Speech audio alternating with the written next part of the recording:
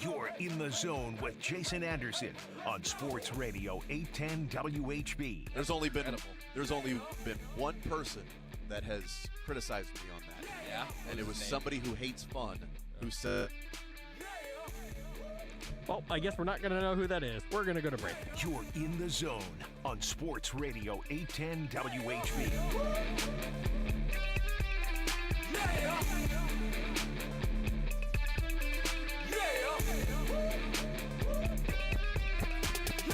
I read a Friday edition of The Zone right here on Sports Radio 810 WHB. Jason Anderson with you. Drake, we had up until 2 o'clock. We've got you for the next 4 hours. A lot of stuff to get into today. We'll talk some basketball. We'll talk some NFL. We will talk some baseball, Major League Baseball, a couple of minor league notes, as well as we'll get into the next 4 hours. We will hang out with Matt Derrick from Chiefs Digest. He'll be our guest coming up at 11 o'clock. We will talk with him about the Chiefs and Chris Jones' contract, Patrick Mahomes' contract, NFL rumors. The Chiefs are calling on teams checking in on wide receivers. We'll see if he believes that or not. Is the roster better than what it was when the Chiefs won the Super Bowl last year? We'll talk to him about a number of those things. One Matt Derrick coming up at 11 o'clock. And then, of course, we will hang out with Mick Schaefer. We'll talk with him around noon. And then we will hang out at 1 o'clock with Kyle Mann from The Ringer. Does a great job in covering the NBA draft. He has some, he does a lot of video work for The Ringer, has a number of really cool videos that he puts out there with The Ringer, but also covers the NBA draft lottery, covers the NBA with the Western and Eastern Conference Finals going on. Game 2 wrapping up last night in Denver. That series now shifts to L.A., with Game 2 tonight in Boston with the Eastern Conference Finals. So that's how the show lines up. Matt Derrick at 11 o'clock, Mick Schaefer at noon, and then Kyle Mann from The Ringer coming up at 1 o'clock. 913-912-4810 is the text line to join us. 913-912-4810 if you want to weigh in and be a part of the show today. 913-912-4810. We'll also talk some Royals baseball as they get set for the final 3 games of this road trip against the Chicago White Sox tonight. And then they'll return home against Detroit for 3, Nationals for 3. Then they'll head to St. Louis for 2 before returning to Kansas City for 3 more against Colorado. And we'll talk about what these next games could be, should be, what we can find out about this Royals team now that the 16 straight days with a game is over. 26 of 27 days, or 26 games in 27 days. That stretch is over. It's the longest stretch of both of those that they will have this season. So any of the roster, not necessarily shuffling, but the lineup shuffling, defensive positional shuffling, all of that, we'll see if that remains, if there is a group that Matt Quatraro gets more into a rhythm with.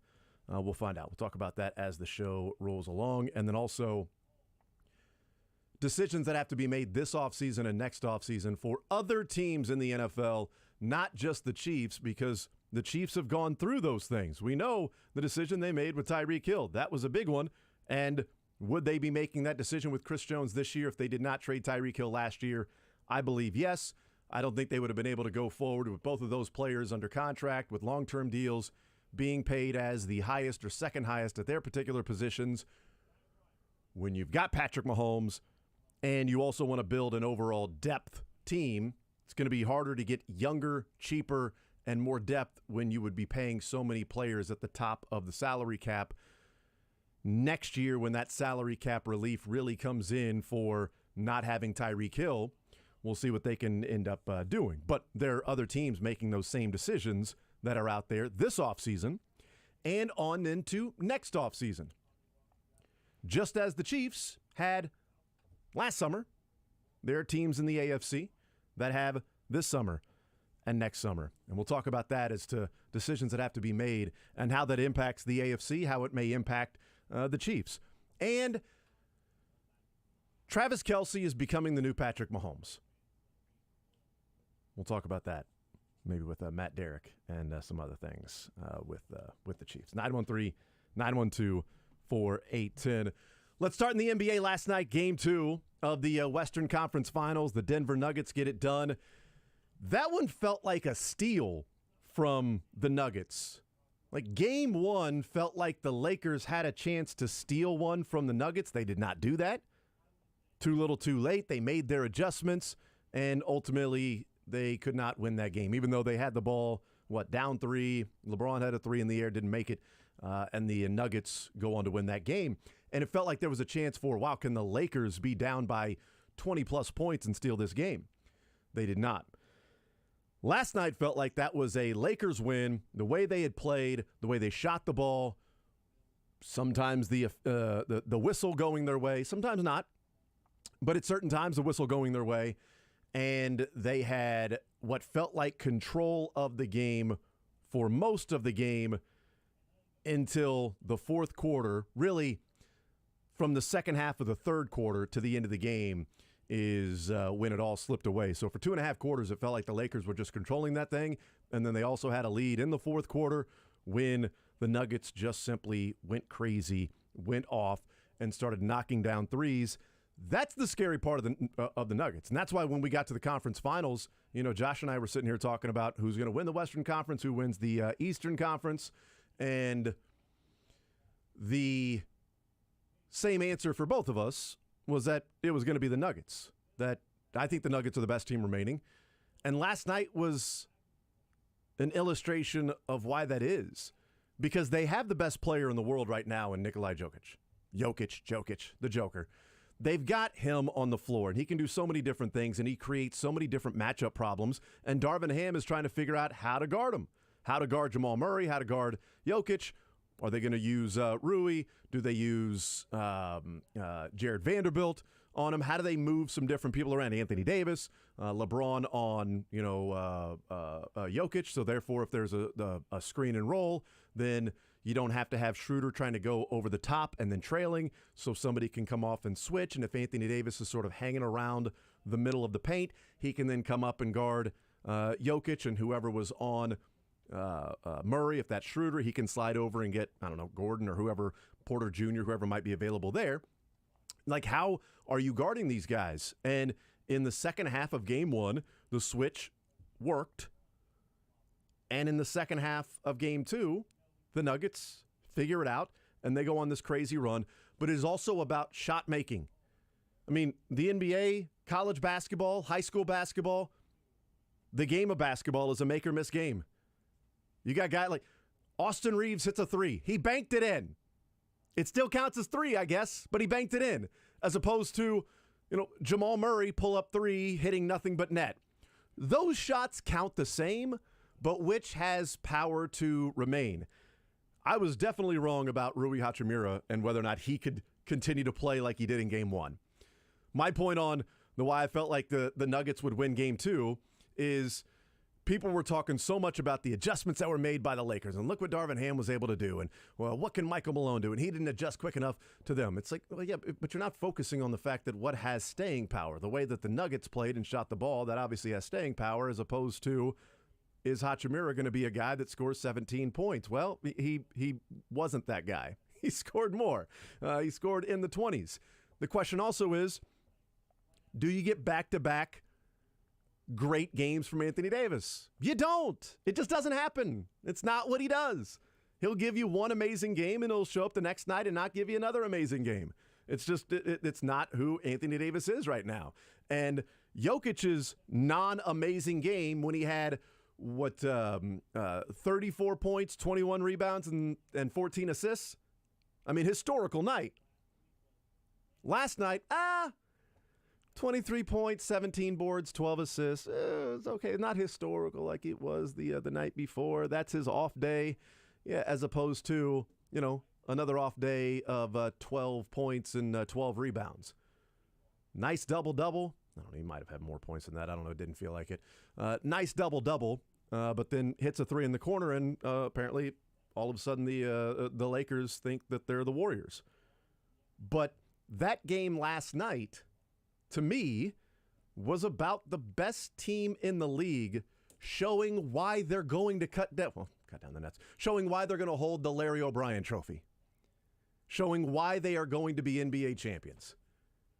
Because that was not a game that they should have won. That was a game that the Lakers controlled, and they were knocking down shots, and Hachimura was doing whatever he wanted, and Reeves was hitting threes, and Russell was knocking down shots, and they were defending really well, not in the transition defense. They're pretty awful in transition defense, but they're really good, one of the best half-court defensive teams, and Jamal Murray was not hitting shots. They were defending Jokic pretty well, keeping the ball out of his hands at times, fronting and double teaming and having somebody behind as well. Like, they were doing a really good job all around. And they had that run in the third quarter, and all of a sudden they're up double digits. But the Nuggets, whether it was at home or on the road, doesn't matter. We'll see what happens in game 3 and 4. I think people are a little too confident and ahead of themselves by going, well, this is going to be 2-2. Lakers are going to win those 2 games, and it's going to go back to Denver. It's going to be 2-2, and it's going to be a best of 3. We'll see. They got to actually go and do that. They got to go and win those games. So maybe they do. But we'll find out. They're going to play 96 minutes or more to be able to take care of that. But when Jamal Murray starts doing that, because at any point in time he can do that, who on the Lakers can do that? I mean, I guess D'Angelo Russell could. I mean, Austin Reeves isn't doing that because he's not going to be the guy that's, dribbling and controlling the ball and creating the offense and getting the screen and rolls from Anthony Davis or LeBron and then hitting step-back threes and end of shot clocks. That's not what he is. I mean, when Austin Reeves tried to, shoot threes off the dribble or a step back, it's when he missed them or banked one in. When he was knocking down threes, it was spot up, hit the shot when the ball's thrown to you. That's his game. And head and shoulder fake and then go create in the middle of the floor, which he wasn't doing last night. He wasn't knocking down those shots. But Jamal Murray on the floor has the ability more than anybody else to get in that Steph Curry, Damian Lillard, everything I throw up there is going to go in. It is like I am throwing a basketball from a boat in the middle of the ocean and I'm just trying to hit water. I mean, I guess there's a chance that when I throw the ball, a whale can come up and grab it. But odds are, when I throw the ball out of the boat, it's going to hit the water. And that's what Jamal Murray was doing last night. He's phenomenal. 37 points, 24 in the fourth quarter. He wasn't knocking down shots. But he's got that ability that at any point, at any time, he can just go crazy. And maybe it's because that, 2016 UK team when Jamal Murray was on it wasn't that good. They lost in the second round. So people didn't really get to know Jamal Murray all that well. If he was on one of the championship teams or one of the championship Duke teams or a local player, certainly around here. But I think nationally, because, the guy scored 20 points per game in his freshman year in college and 41% from 3 and was a lottery pick. He's not a scrub. He's not some random dude. He was amazing in the bubble. Then he tore his ACL and he's been out. This is now another chance for Jamal Murray to show that he's one of the best players in the league, and he also is playing with the best player in the league. That is a duo that doesn't get near enough respect when we talk about the best 1-2 punches. I mean, people want to talk about Harden and Embiid,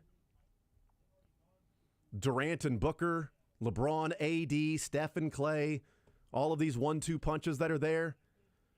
Jokic and Jamal Murray are either right there or they're at the top. Because the best player in the NBA and a guy who has that Damian Lillard, Steph Curry type when he's been missing all game and then he just simply goes crazy. Because we know what he did in the bubble as well. But 24 in the fourth quarter. That game last night was about the best team in the league winning, taking control of the series, and ultimately, I think, going to win the NBA Finals. They hit 5 threes in 5 possessions. 5 possessions, they hit a 3 every single time. They went from up 1 to up 12 in those 5 possessions. The Lakers scored 4 points, one of those being the Austin Reeves banked-in shot, one of those being a free throw by Anthony Davis. He missed the other one. They're up by 1, and here's what happens over the next 5 possessions. This is where the game was won. We can get into some other stuff about what people are actually focusing on. focusing on the wrong things, which also, as an aside, sort of ironically hurts the point they're trying to make. They're actually making the opposite point that they think they're making, but regardless. Jamal Murray hits a three. Anthony Davis turns the ball over. It's a steal. Bruce Brown hits a three, wide open. Anthony Davis hits one of 2 free throws. Jamal Murray hits a three. Steals the ball from Anthony Davis again. Michael Porter Jr. hits a three. Austin Reeves hits a banked-in three. Jamal Murray comes back down and hits a three. Who's winning? Like, in the fourth quarter over a 2.5-minute stretch? Like, that's the game. It wasn't a missed dunk or a losing the ball in the open court. That was the game right there. If Jamal Murray doesn't knock down those shots, or Michael Porter Jr. or Bruce Brown, they miss those shots, Lakers win. But it's a make-or-miss game. They got hot. They went crazy. That's what they can do at any point. They've got a premier shooter in Michael Porter Jr. It's not even Jamal Murray, who's a premier scorer. The Nuggets are phenomenal. And this thing may be done in 4. They may return to Denver, and it might be 2-2. I'm going to guess it's more likely 3-1. We'll see. We'll see what happens moving forward. But that stretch of the 5 straight possessions hitting a three was just it was an avalanche, is what it was. It was Golden State Warriors-esque. It was at home, crowds going crazy, and this team is just going to take control of the game. That's what championship teams do. The Nuggets are a championship team. The Lakers beat the Warriors, but even Steve Kerr saying, we're not a championship team. Well, it's obvious they didn't win the championship, but doesn't necessarily mean that you have to win the championship to be a championship-type team, to be good enough to win the championship. You don't have to just do it. You can be good enough to win the championship. But even Steve Kerr saying, this wasn't a championship team. It just simply wasn't. And yeah, the Lakers beat that team.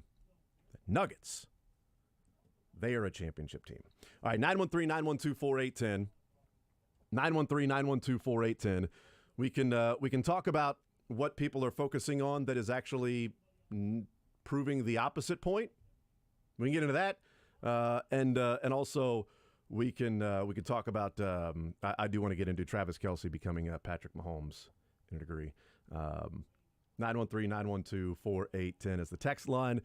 You can weigh in, be a part of the show. We will talk with Matt Derrick at 11 o'clock, talking some Chiefs. He's from Chiefs Digest. We'll hang out with Mick Shea from the Noon Hour. Kyle Mann from The Ringer will join us at 1 o'clock. We got the cuts before the show is over. All that's still to come. 913-912-4810. More Zone next. You're in the zone with Jason Anderson on Sports Radio 8.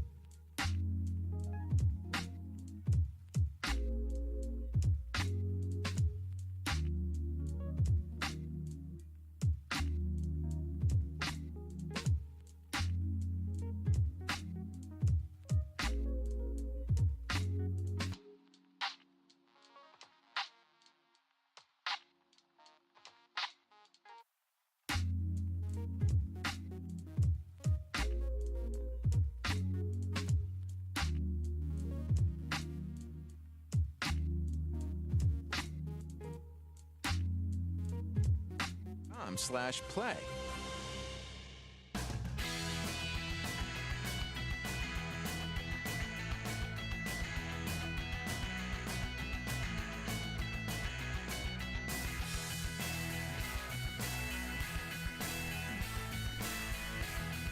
All right, we continue right here on Sports Radio 810 WHB. We'll hang out with Matt Derrick coming up at 11 o'clock. Chiefs Digest. Mick Schaefer will join us at noon. Kyle Mann coming up at 1 o'clock. Kyle Mann from The Ringer.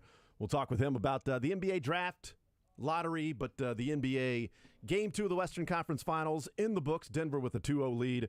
And Game 2 of the Eastern Conference Finals coming up tonight with the Heat trying to steal 2 games there in Boston. Must-win game?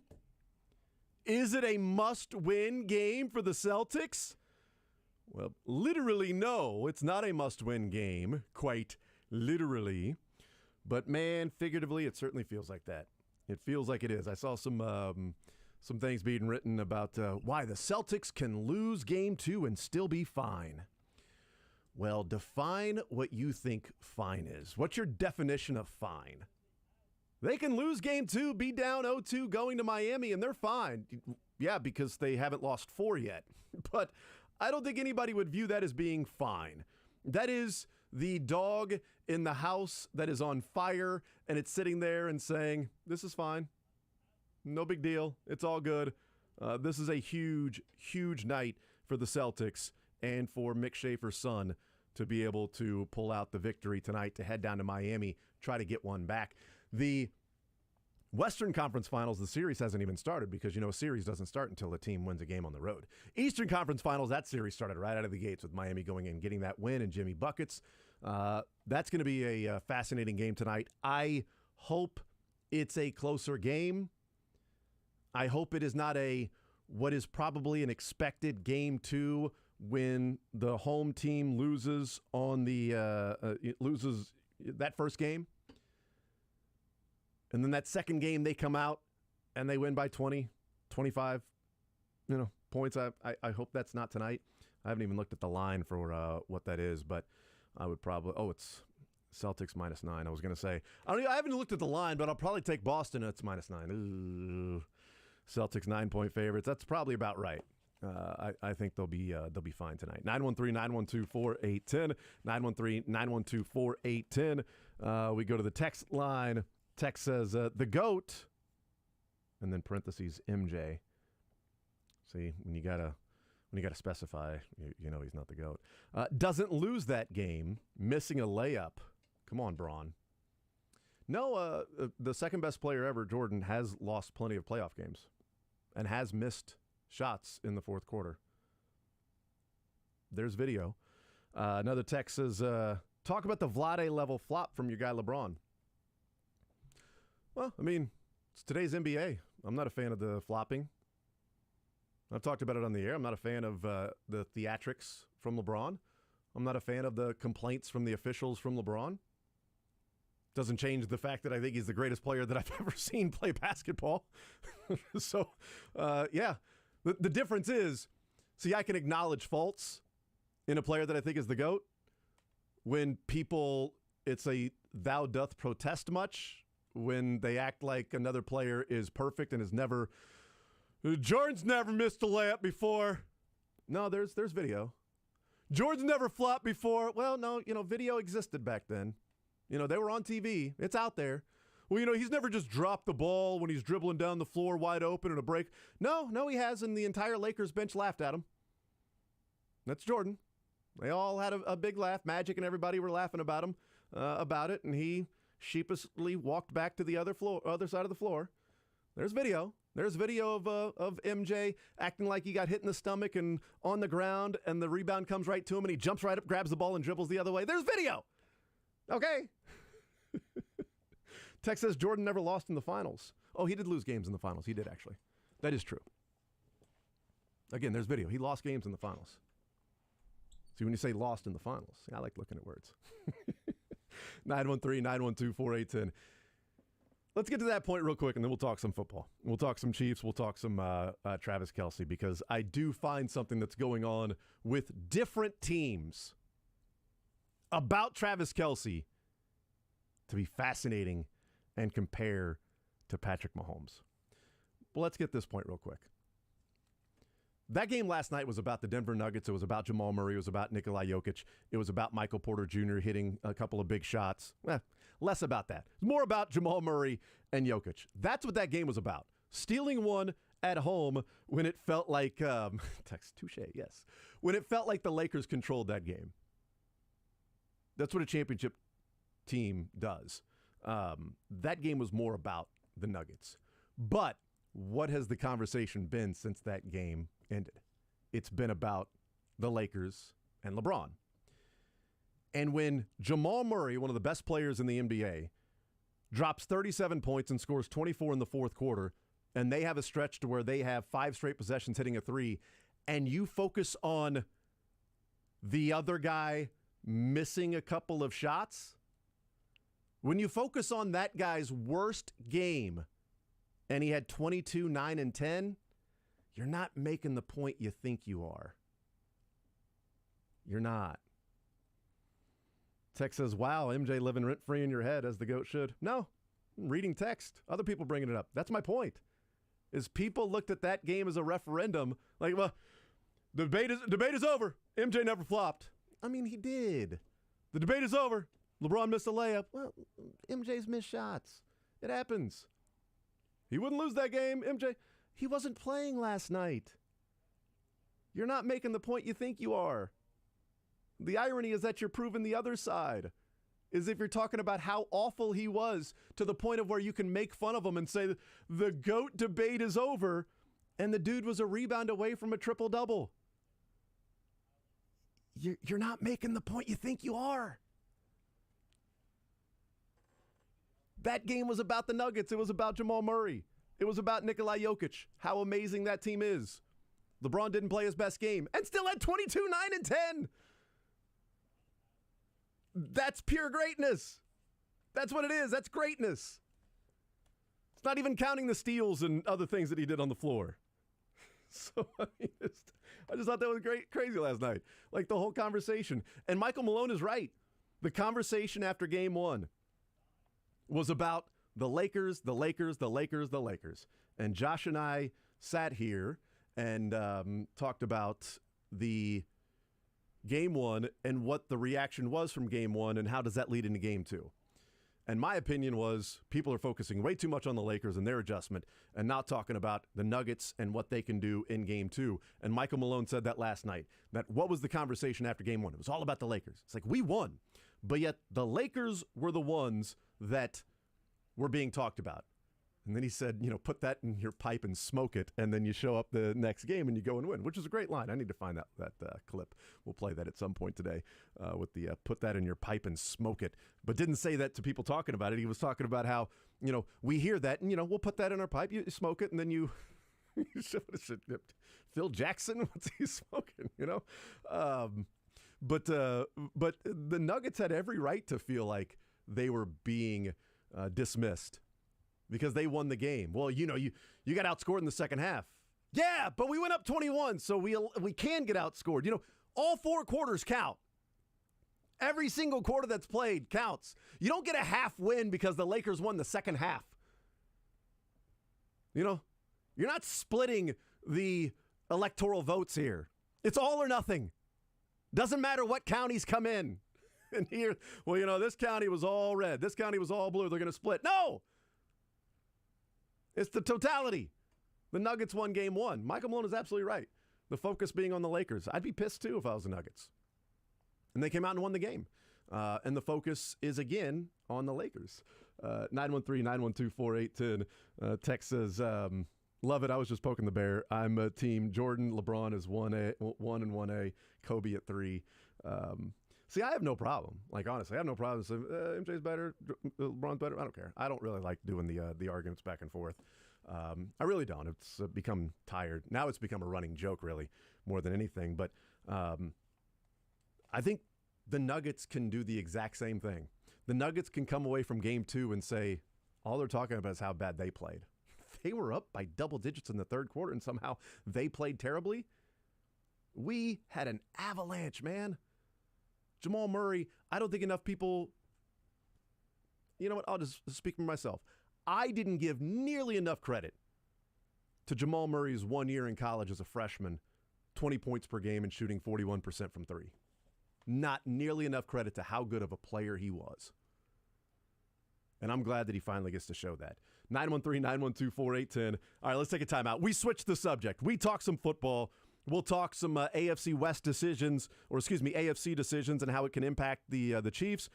The NFL rumors that say the Chiefs are calling on teams checking in on wide receivers. Maybe they're just calling and checking in. It's like, hey, how's he doing? Is he good? Is he recovering from the... Okay, great. Just tell him we're thinking about him and hope everything turns out well. Thank you. Appreciate it.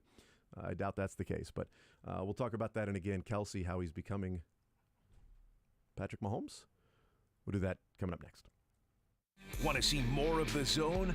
Watch the show live on the Sports Radio 810 WHB Facebook.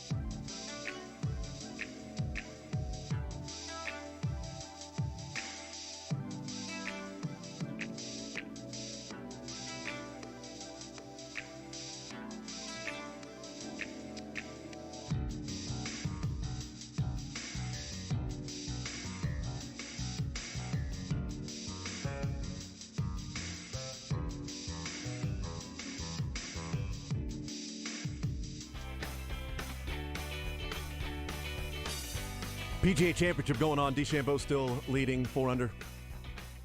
Tom Kim with the highlight of the day yesterday, falling into the mud. Up to his mid-thighs in just mud. And then going and trying to wash it off in a creek.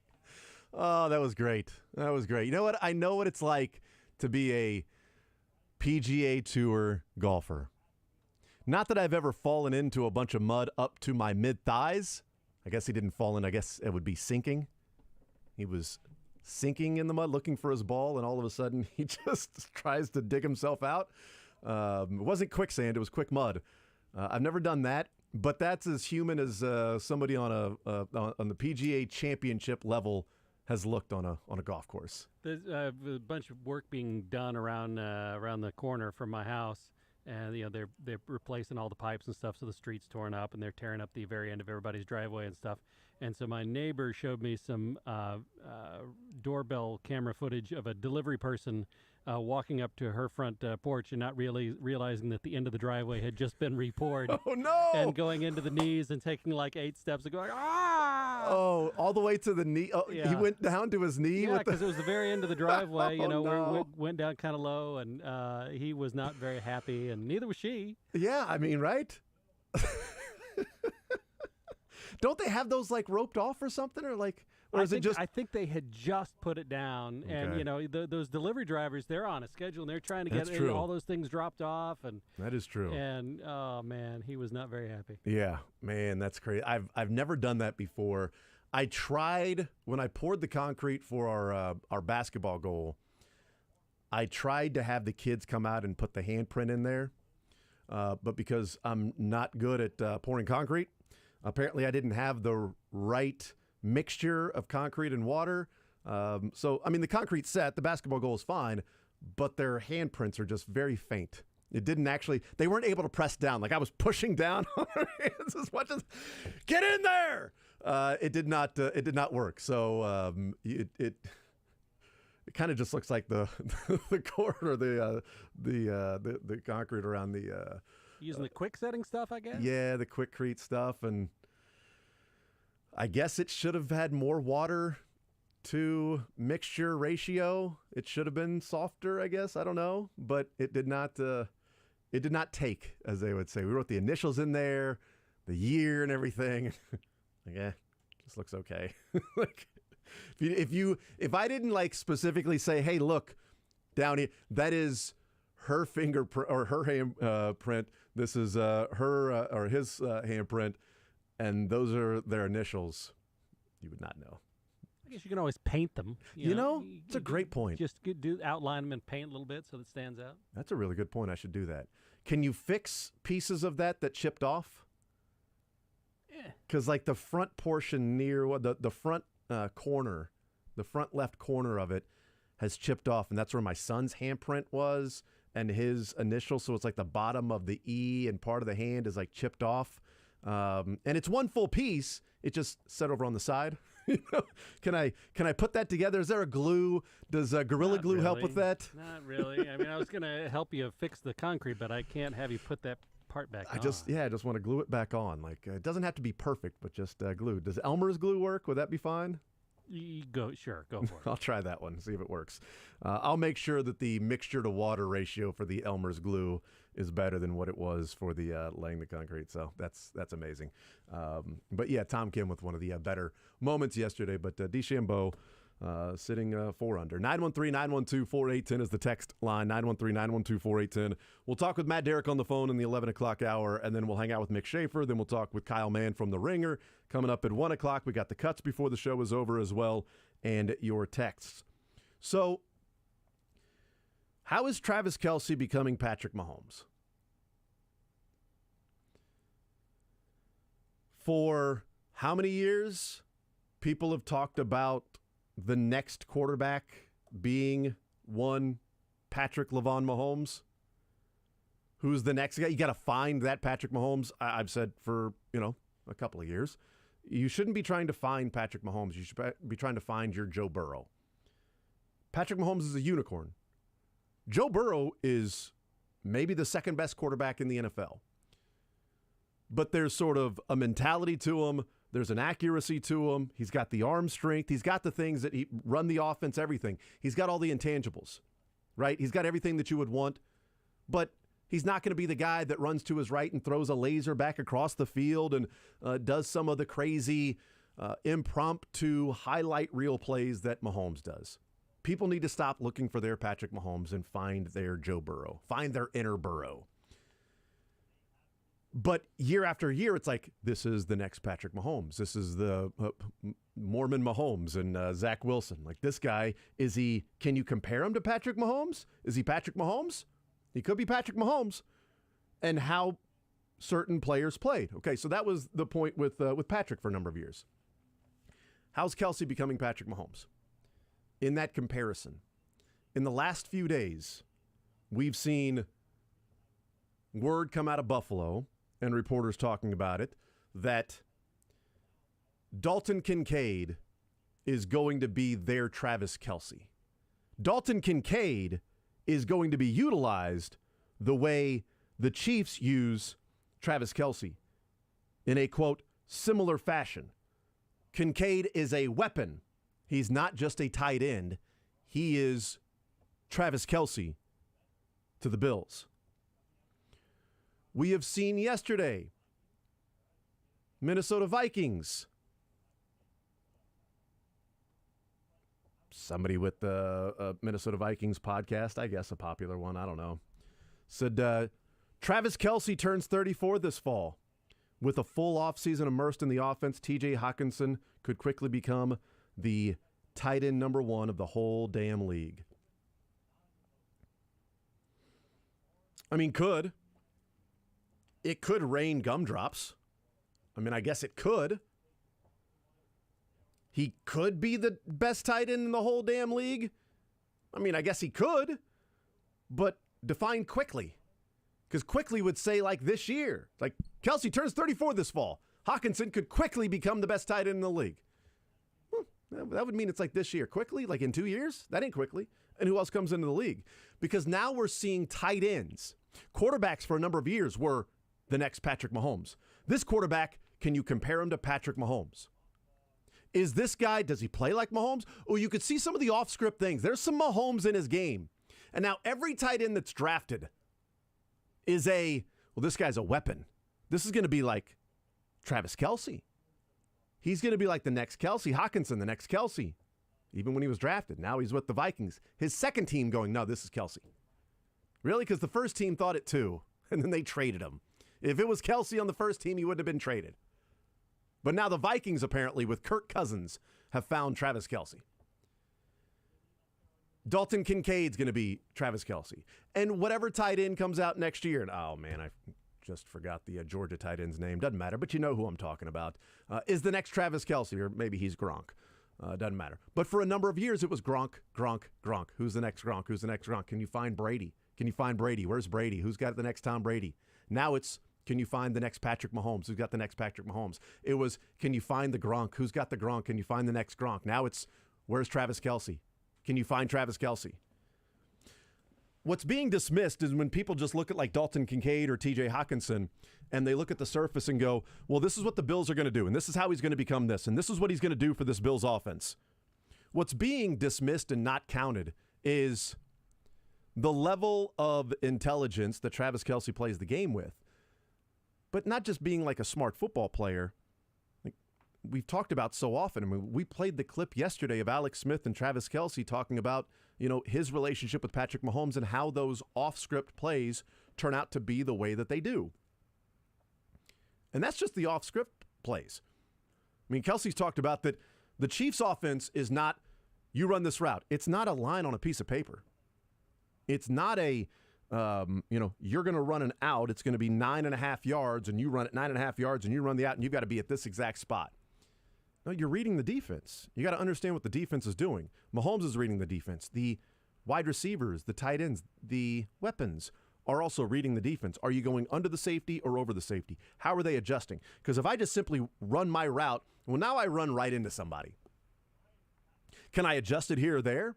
And that's what Travis Kelce and Patrick Mahomes do.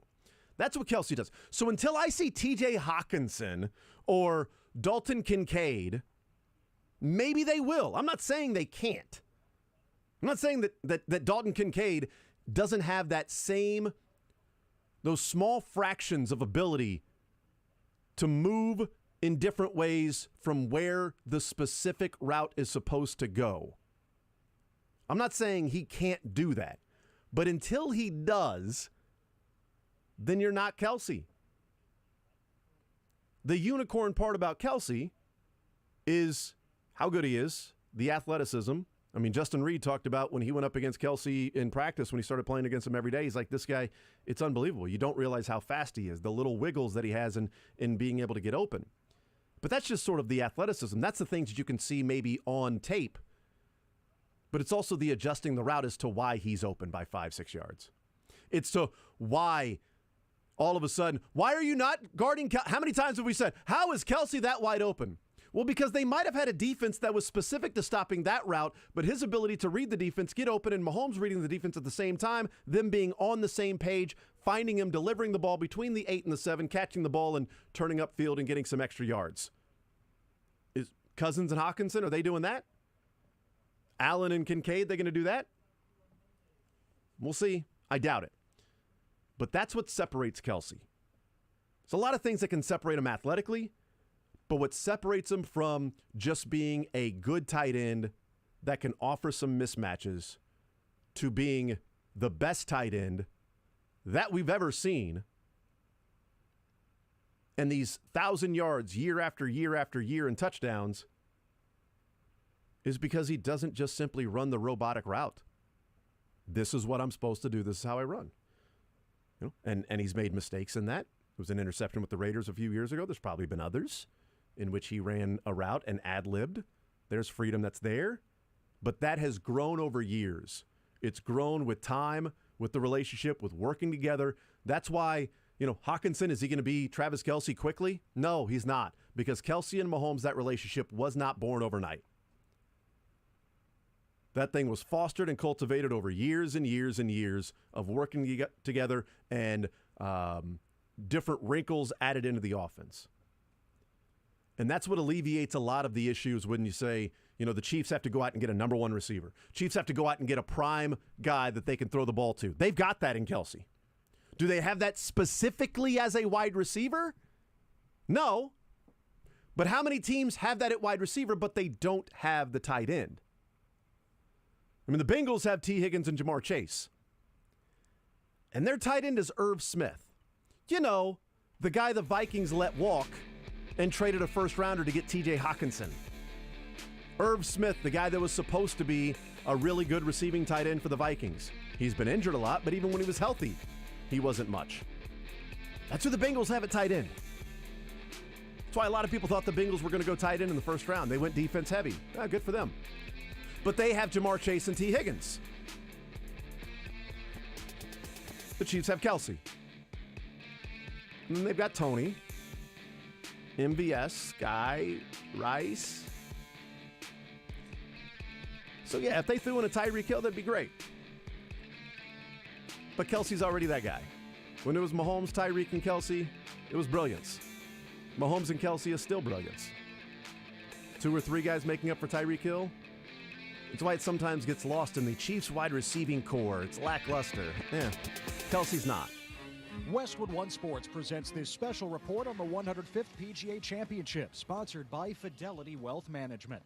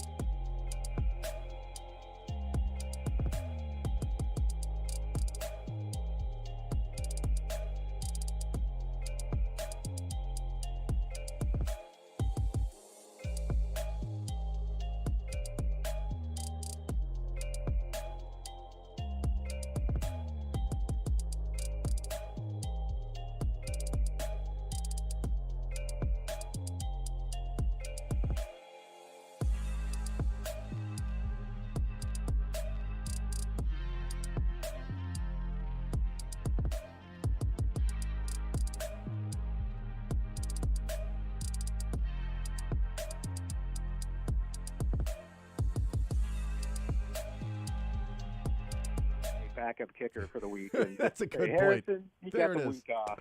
There it Either is. that or just let Justin Reed handle it all. Yeah, there it is. That's the right answer. We got to it finally. Well done, Matt. It took a while, but yeah, that's actually the right answer. Is just if you have anybody in camp that's trying to get a job as a kicker, well, you know what? You're heading to Arizona. Sorry. I hope it works out for you. I hope you don't get injured, but we're not putting Harrison Butker out there to do that. Oh, and Trent McDuffie, you can go and take this game off too. Exactly. Yeah. No problems here. There you go. I fully endorse your philosophy. So NFL rumors on Twitter, who knows, how viable these things are. It's got like 250,000 followers. I don't know how many of those are bought or bots. I don't know. But it's got 250,000 followers. Put out that the Chiefs are making calls to teams checking in on wide receivers. One, do you buy it? Two, if you do, how serious do you think the calls may be right now as we sit on May 19th and the Chiefs having roughly the cap space as I do my bank account? Well, I mean, congratulations on the bank account. I mean, even with the limited Chiefs cap space, that's pretty good. I thought they were like 130 over or something like that if they signed their. But that's just one spot. But yes, not like a few years ago where they barely had enough to buy the Lego Millennium Falcon. That's right. They had like $150 or something. That's right. That was great. That Field Yates tweet. I mean, I feel like this is an evergreen tweet that you could almost just put out at any time, and there probably is some truth to it because honestly, there's almost always truth to it. I mean, it's just a matter of who is talking and when they're talking. But had the right people talked last March, you would have said, "Hey, yeah, the Chiefs are calling around talking about receivers." They called the Giants and asked about Kadarius Toney. Mm-hmm. I fully expect. I mean, Brett Veach, especially in this era right now, the Chiefs era history. I mean, would he have been doing that 3 years ago when he had Tyreek Hill and Sammy Watkins and McCole Hardman? No, he's probably not making that many calls, but.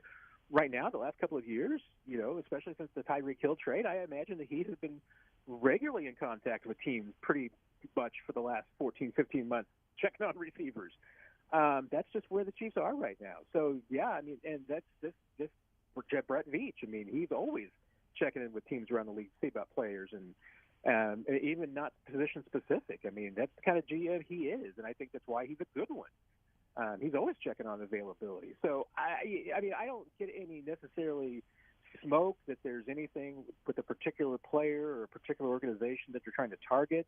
I think that at this point it's just kind of hey, what's out there, what's available? Is there a player that, after the draft maybe doesn't fit in your plans anymore? Is there somebody, that, hey, maybe looking for a fresh start, that kind of thing? I mean, I that's the sense that at least I get that there's nothing hardcore yet, but you never know when things can heat up, and things will heat up, I'm sure, in the next few weeks. I mean, teams are going to be making some more moves, and once you get into OTAs and things start to filter out a little bit, some receivers might find out that maybe they're not where they think they are in the pecking order, and they'll want out. So things can change, but I don't get the sense that there's anything imminent on the horizon. Yeah, because if they're calling to check on wide receivers, I mean, I think it becomes a story because it's the Chiefs and because people have talked about the Chiefs trading for a wide receiver before the draft, and even when they signed Richie James and Juju Smith-Schuster goes somewhere else, and it's like DeAndre Hopkins was talked about a lot. Odell Beckham Jr. obviously discussed and talked about a lot. It makes sense from a connection relationship. Pieces, adding 2 and 2 and putting all those things together, because even at NFL.com has the biggest priorities remaining for every team. And the biggest priority remaining for the Chiefs is trade for a wide receiver. And I don't know that is the biggest priority remaining for the Chiefs. I just got through at the end of the last hour, Matt, talking about Travis Kelce and the relationship with Patrick Mahomes and how these different teams are saying that Dalton Kincaid's going to be used like Travis Kelce. T.J. Hawkinson could become the best tight end in the league now that he's got a full off season with the Vikings offense. Cool. Apparently Kirk Cousins is not playing quarterback there anymore. But so we're seeing and hearing all these things, right, of different tight ends. Every tight end is going to be the next Travis Kelce. And it's like, well, you're discounting all of the things that he does in the relationship with Patrick Mahomes and how Kelce runs his routes a specific way or adjusts his routes to find even more opening that may not be there by just some rookie or second or third year player getting used to an offense that doesn't have all those crazy little small nuances mixed in. That I think when we talk about like they have to trade for a big time wide receiver, it's almost, looking at it separately of, okay, here's the specific tight end room for the Chiefs, tight end position, and here's the specific wide receiver position for the Chiefs. And oh my goodness, look at the wide receiver position. It's Kadarius Toney and MVS and those guys. And, they don't really have somebody compared to other teams, right? But if we look at weapons, which is what other teams are talking about, Kincaid's going to be a weapon. Hawkinson's a weapon. These different, tight ends, Mayer's going to be a weapon. Then Travis Kelce is one of the best weapons in the league, and he leads that group. And if you said, like, let's say Travis Kelce is, as a wide receiver, change Travis Kelce. They trade Kelce for Justin Jefferson. And the Chiefs have Justin Jefferson, and they have, Kadarius Toney and MVS, the same wide receiver core, but just with Justin Jefferson. Would the biggest priority for the Chiefs be, well, now they have to go out and trade for a big-time tight end? Or would it be like, oh, they can go and get another tackle or maybe grab a safety or somebody on the defensive line to play next to Chris Jones? I just think that gets lost in the shuffle of Travis Kelce being viewed as a tight end, but he's really, that in name, but he's a hybrid. Yeah, and I think you do phrase it the question the right way, and everything is just how you do look at this, because I think you're right. I mean, I think that people outside the team do look at this and they would say, hey, yeah, there's a lot of holes in that receiver group. I mean, that's what they really need. Well, you're ignoring the fact that they've got a 1,400-yard receiver on the team. And there's a lot of teams that you're talking about going and getting their receivers, and those receivers aren't 1,400-yard receivers. I mean, you could bring a lot of anybody you bring in to this organization is not going to be the best pass catcher on this team. Travis Kelce is going to be that. I mean, there's only going to be about maybe 10 guys in the league as a receiver you could bring in that are going to be bigger weapons than Travis Kelce. I mean, that's just the reality of it. And so I think that and I do get it. I mean, I would say that, hey, maybe an elite wide receiver is missing from this team. So and that's and what we're talking about, we're grading on a curve here. Yes. I mean, in one scale, I mean, there's teams that are like one elite wide receiver away from maybe being a playoff team. We're talking about, the Chiefs may be being one elite receiver away from being a dynasty. That's what, the difference we're talking about here. And, I mean, is it a necessity? No. I mean, because you've got Travis Kelce, you've got Patrick Mahomes. I mean, Mahomes is going to make the guys around him better. We've seen that. He's injured, I think, that part of his career where we can make that legitimate case. And that Travis Kelce has healthy, is going to be Travis Kelce, and he's probably going to be your best receiver anyway.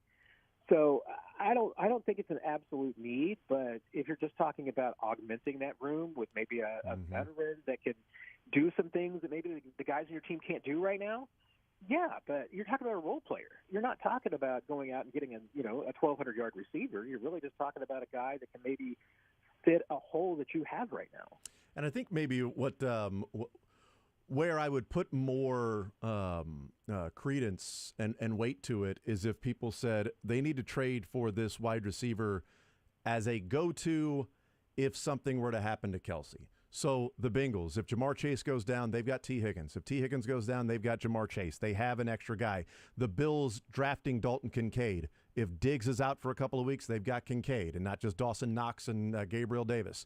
Kincaid's not there. Well, they've had that. They've had, Stephon Diggs, and they've been a team that's gone to the AFC Championship game and gone to the divisional round the last couple of years with Stephon Diggs. Miami, if Tyreek goes down, they've got Waddle. If Waddle goes down, they've got Tyreek. The Chargers, Keenan Allen and Mike Williams, whereas where I would put weight to it is if Kelce's down, then it is, all right, who's your go-to? Well, Kadarius Toney and MVS and Sky Moore, can he be that? Rashee Rice. There is that element that I would put more weight to it as opposed to just saying, well, the Chiefs need a big-time wide receiver because that's what's missing from that. No, I would say they need a better, more established number 2 option if number 1 is out for a particular reason.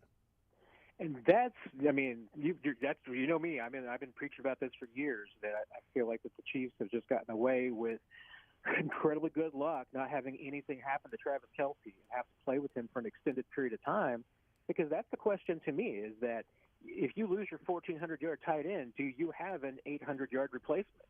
I don't know No. because none of these guys have been, have stepped up to that point and shown that they can do that yet. So I don't know if Noah Gray or Jody Fortson can be that. I mean, so far, you would say based on the body of evidence, no, that they're not quite there yet. But and the Chiefs haven't really invested anything in the position. I mean, yeah, they drafted Noah Gray 4th round, but that's not really an investment. I mean, to me, if you're looking for, somebody who can, help you out if anything happens to Travis Kelce, I mean, you need to put a 2nd or 3rd round pick in that. I mean, that's the kind of thing, the players you're looking for. But, I mean, to me, looking at the Chiefs receiver room, I mean, to me, the one receiver that they've got that's kind of that possession guy, that's somebody who maybe can do a little bit of the things that Travis does if you were to miss him and at least be that kind of receiver, it's Rashee Rice. But one, he hasn't done it yet in the NFL, and two, the Chiefs really don't have anybody else like Rashee Rice on the roster. There's nobody that's kind of his body type and his style, and that's probably what they could really use is a veteran receiver who is a possession type receiver that has some height, that it has the same style of game, a little bit more physical game that Rice has, because he could use a mentor, he could use another receiver around to one, not only learn from, but two, to help him just kind of shoulder the load. Because right now, I mean, I think the Chiefs are betting a lot that Rashee Rice is going to be playing a lot this year. And maybe he can handle it, but I think he'd be able to handle it a lot better if he had some help. I compared Travis Kelce to Patrick Mahomes in the previous hour because I said that he's becoming the new Patrick Mahomes, that quarterbacks coming into the league are compared to Patrick. And it's, is this guy Patrick Mahomes? Well, this guy's got some Patrick Mahomes in him. Well, when the play breaks down, he kind of looks like Patrick Mahomes. And now tight ends that are coming into the league, is this the next Kelce? Well, can they use him like Kelce? Well, this guy's a Kelce type. So the comparison that way. I'm going to make another comparison in terms of can somebody step up and be 800, 900 yards or something like that at the tight end position for the Chiefs. Alex Smith was a good quarterback with Andy Reid and in this offense, and especially his last year when he led the league in 20-plus yard completions in 2017. So he took a step forward in terms of throwing the ball down the field. He can do certain things. He'll run the offense. He'll put you in a good spot. He won't turn the ball over. And him and Andy Reid, they can put out a really good offense. But what does Patrick Mahomes do? He offers the flair, the added elements, the things within the confines of the offense that Alex Smith doesn't have the ability to do, and the smaller cerebral things, and then the creation outside of the structure of the play. That's what Mahomes offers as you take it to that next level. And that, to me, is where Kelce versus Noah Gray or another receiver. If you put somebody in there that's got a pretty good skill set, awesome. They'll run the route. Andy Reid can scheme them open, throw the ball, catch the ball, go and move the chains. But what Kelce offers is that added element of, well, I'm reading the defense the same way Patrick is reading the defense, and I'm actually going to adjust my route based on this cornerback in that position or this safety over there.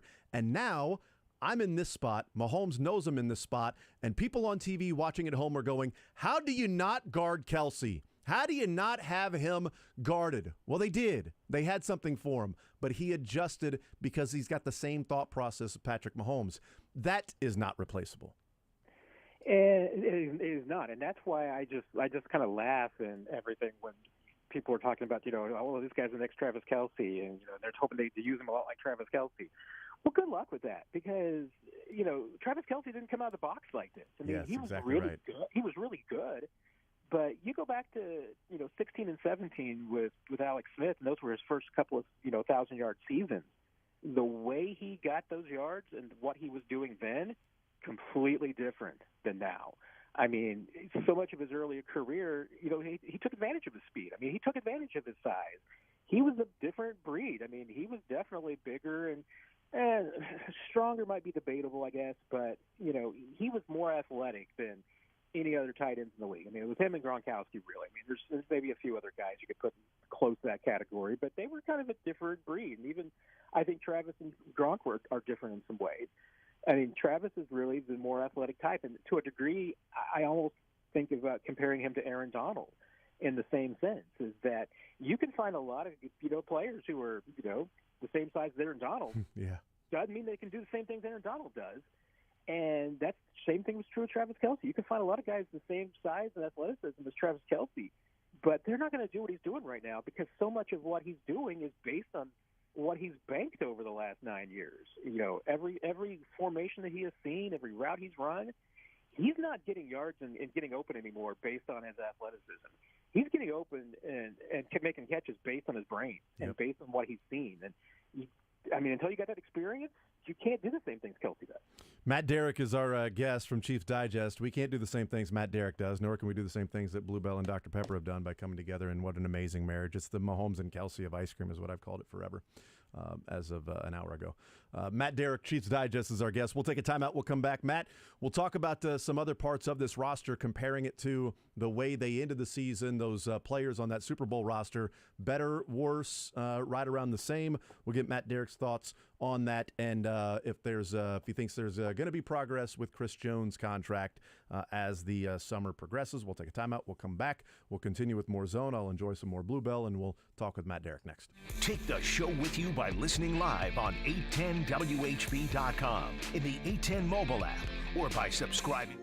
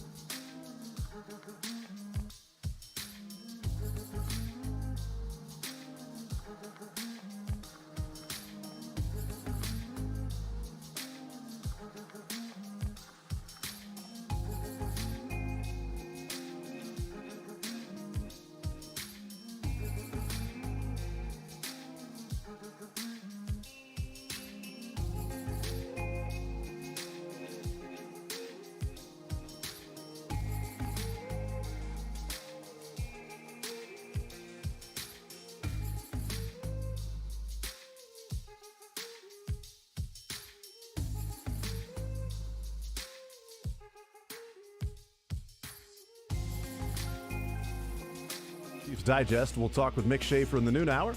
He'll hang out with us for the rest of the show. We'll talk with Kyle Mann from The Ringer. He'll be our guest at 1 o'clock. We'll talk some NBA draft, lottery, things like that with Kyle Mann. Conference finals going on. That is in the 1 o'clock hour. Right now, Matt Derrick is our guest here on Sports Radio 810 WHB. And Matt, the talk of Chris Jones, we'll get this out of the way. Nate Taylor in his story yesterday from The Athletic, just talking about one of the priorities of this offseason was to get Chris Jones' contract done, and the conversations that are taking place between the two that they have, obviously, until, they've got until whenever, because it's not a franchise tag, but he just mentioned that, training camp starts in this part of July, so they've got a little bit of time. As we sit right now, I didn't have a concern on Chris Jones during the franchise tag summer of 2020. The only reason it started to become a concern is his tweets and comments, because he wasn't happy with how it was going, and then they got it done before training camp and all of that stuff. Is there a concern? Are you confident? Are you sort of comfortable in where these two sides are right now, with a couple of months still to go before it gets down to crunch time to see if he'll show or not show for training camp if something is not done at that time? Yeah, I mean, I'm sure we'll get a barometer next week when, OTAs begin, which, remember, are voluntary. Mm-hmm. And he didn't show up in 19 or 20. Well, he didn't show up in 19 when he was under contract because he wanted an extension. 20, he didn't show up because he wasn't on the team at that time. Exactly. And so it's a different situation this time. And, I mean, there's fines involved and everything. So, and Chris may decide to show up for this. You never know. I mean, it varies by player. That's not going to tell me too much, though. I mean, I'm sure that there will be a lot of overreaction both ways if Chris doesn't come to OTAs, but it wouldn't mean much to me. However, once you get into July, I mean, that's when the question marks are going to pop up to me. And, I mean, once again, deadlines make deals. Mm-hmm. And I don't think there's been any doubt that, that for everybody involved, really training camp is the deadline. I mean, not that something can't get done after that, certainly. I mean, we have seen extensions get done after that. Remember, Tyreek Hill extension, got done really, what was that? Was like September. It was Friday of game number one. Yeah. So, it can happen, but it's the beginning of training camp certainly seems like the kind of main deadline that I think that both sides are facing. And as a result, I mean, I think the progress is going to be a little slow. I'd be pretty surprised if something's done quickly. I mean, doesn't mean it can't happen. But I think that, I think Chris, was it July 20th maybe he signed last time around? Yeah. I think a similar time frame here, and it wouldn't surprise me if it came down to the last minute. I mean, I remember, sitting out in St. Joe waiting to see if Chris shows up and everything a couple of times. And he always does. So I think something does get done because there's just too much impetus on both sides. The only thing that could really disrupt it would be, if another deal for a defensive tackle gets done around the league that changes the market. And there's been some rumblings like, Quentin Williams in New York, that maybe that gets done and changes things. That would be the concern. But right now, I mean, at least both sides seem to be in the right ballpark, in the right area about what they want. There doesn't seem to be any discord. So until we hear differently, I mean, I think you got to feel pretty comfortable the deal will get done. Yeah, the June 13th, 14th, and 15th will be interesting because that's the mandatory mini camp. That's the involuntary. Monday, Tuesday, Wednesday of next week, it's voluntary. I said yesterday, Matt, and I'll say again on Monday, depending on the news, if Chris Jones does not show up to the voluntary workouts, that to me is more dog bites man because, again, we saw it in 2019. When there really wasn't even much conversation about an extension at that time. That was more of him just saying, hey, I'd like an extension. And that was year 4 of his rookie deal. And that isn't necessarily the way that teams go about it, and certainly the Chiefs going about it. And he didn't show up for voluntary workouts then. Now it is an expectation of there's going to be a reworking of the contract here and showing up for voluntary workouts. While we're doing this, I'll go do my own thing. To me, the story is if he shows up. If he shows up to voluntary workouts, then I think it's a sign of that both sides feel like they're in a good spot right now and they're working towards what will be an agreeable finish line for the two. Not showing up, to me, no story. Showing up, more of a story, but not an overreaction. I think you're exactly right. I completely agree. Chris not showing up for a voluntary workout would mean absolutely nothing to me. It's not like you can portray this in any other way. I mean, you can't say, oh, well, Chiefs really need him there. No, I mean, they've got an established defense. They've got veterans all over the place. I mean, what's the worst thing you could say? Oh, well, hey, Chris Jones could really be a mentor to Keandre Coburn. Well, you know what? 10 practices and OTAs ain't going to change things. So to me, that's kind of a nonsensical case to make at this point. I mean, there's no real reason, and there's no reason to be concerned about Chris Jones because every year he's shown up and healthy and in shape. He's never taken any time off, in that regard. He takes care of himself in Miami, and you feel pretty good that whenever Chris Jones shows up, he's going to be ready to play football. So that doesn't bother me at all. But you're right. I mean, if he does show up for the voluntary portion of the workouts, it's going to tell me that he feels pretty good about where they are. Mm-hmm. He did stop again. He stopped tweeting about Frank Clark. I don't know why. Every day he was going to do that, but he hasn't done it in a number of days. So maybe there's something there. Matt Derrick is our guest. I've kind of pondered this in my mind since I talked to Adam Teicher on Tuesday, and he actually asked me the question, and he said, from the Super Bowl offensive line and even the depth. So what that two deep was for the Super Bowl and the Chiefs and players that were active, inactive, and everything. And then now what is the assumed two deep of Donovan Smith on the left side with, maybe Prince as the backup. And then Thuney, Creed, Trey Smith, Juwan Taylor, and then is it Wanya Morris? Is it Lucas Niang? Kennard as a backup on the interior along with Allegretti. Are you more or less confident in this group of players than when they finished the season winning the Super Bowl with that group of offensive linemen? And maybe even we can start with just the starting five of Smith to Juwan Taylor left to right, where it was Orlando Brown to Andrew Wiley left to right. I think about the same. To me, I mean, I think you'd certainly say that more than likely your interior is just as good, if not better, because you got two young guys who should, in theory, continue to get better. Joe Thuney is Joe Thuney. I mean, he's the Terminator sent from the future to predict quarterbacks. So even though he's getting a little older, I don't see anything slipping with him. Questions on the outside, and I don't think there's any doubt. I mean, if you're talking about Donovan Smith and Juwan Taylor being the two right now, I think you'd say there's more questions on the left side than you had last year. There's probably fewer questions on the right side. I think just Taylor's a good player. I mean, I don't think there's any doubt he's an upgrade from Andrew Wiley. It's just a question, is Donovan Smith, and is he an upgrade from Orlando Brown? Is he the same, or is he similar? Is he a drop back? I don't know if we have enough data and information yet to know that for sure. So that's to be determined, but I think to me right now it balances out fairly similar. The two deep is, to me, fairly similar as well. I mean, Nick Allegretti's back. You got Lucas Niang, and at this point, Prince Teguango will be the same. Wanya Morris is an addition, so maybe you could say you're a little bit longer, at least at the tackle position, than you were in the Super Bowl. I mean, to me, I think it's a wash. We'll see what comes out of it. Right now, I'd say it's pretty equal. Yeah, and if they get close to, and a lot of people feel like it could be better on the left side than what Orlando Brown was. I feel like if they can get close to Orlando Brown's level of play from Donovan Smith, then they're better. Because I think Juwan Taylor should, the money they're paying him, he'd better be an upgrade over Wiley on the right side. So if he stays on the right side, you've got an upgrade there from what you had a year ago. And if it's a downgrade of Donovan Smith from Orlando Brown Jr., at what level of a downgrade is it to sort of equal out, as you say, about the same? But if it is the same level of play for Donovan Smith, if he proves that last year was a fluke and it was injury-riddled and the whole offense was out of sync, and you can't really look at many people on that Bucs offense and say, well, this is representative of the particular career or year that they're having if other circumstances were different.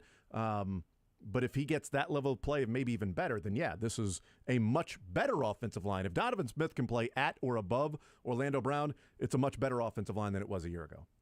If this is 2020, 2021 Donovan Smith, this line's going to be better than it was a year ago. I mean, I don't have any problem saying that, with just the changes that they've made. I mean, that Juwan Taylor alone should be enough to make that so that.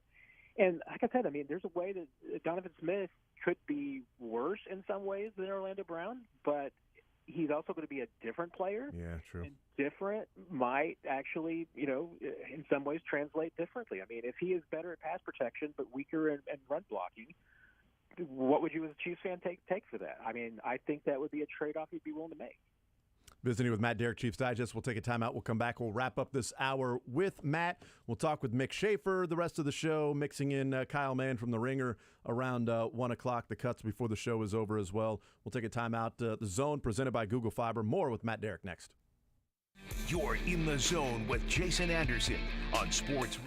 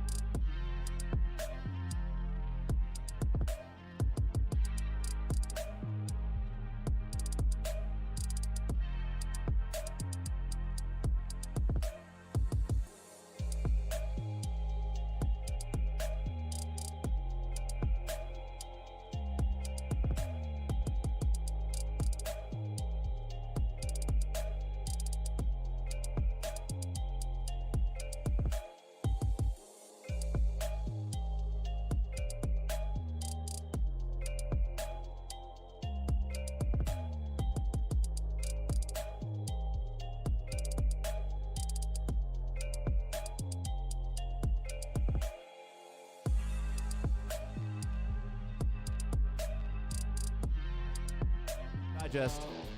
All right, Matt, quick one here. You know, we like grades. Grades. So people always say wait a few years before you grade a particular draft. You can't do it right after the draft, which is fine.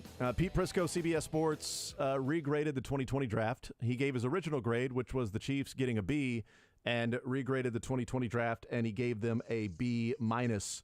As you look back on that 2020 draft with Edwards-Helaire in the first round, Willie Gay in the second round, Niang in the third round, L'Jarius Sneed in the fourth, Michael Dana in the fifth, and then Bo-Pete Keys in the seventh. Mind you, they traded a 2021 sixth rounder to get back into the seventh to get Thakarius Keys.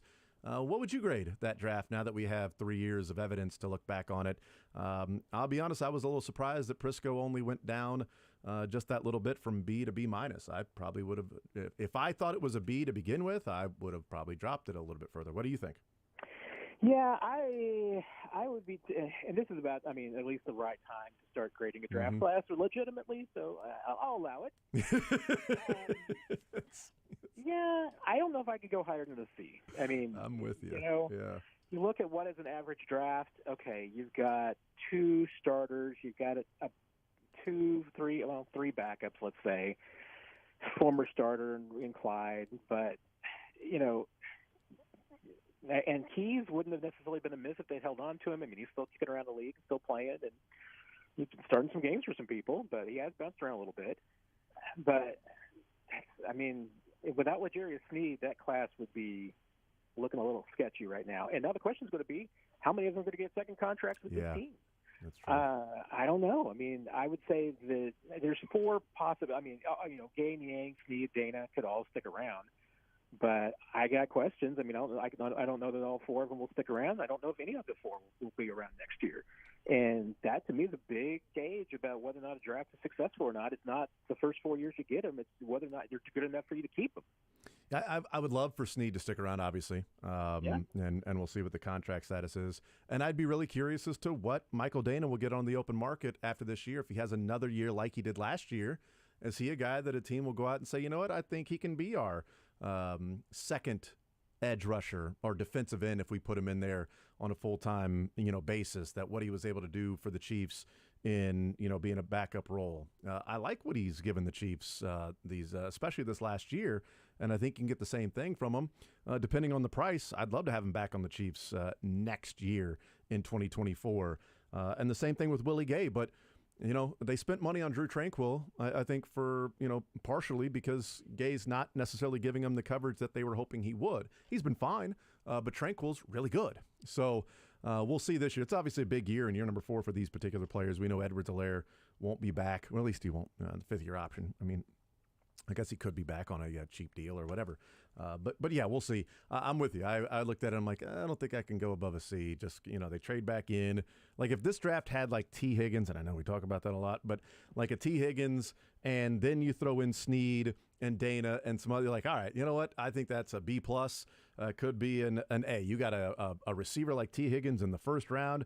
You got a coverage linebacker in Willie Gay that can do some certain things. Niang was an injured guy, but you took a chance on him, and then, boy, you found a premier cornerback in the 4th round and a really good rotational edge player in the 5th.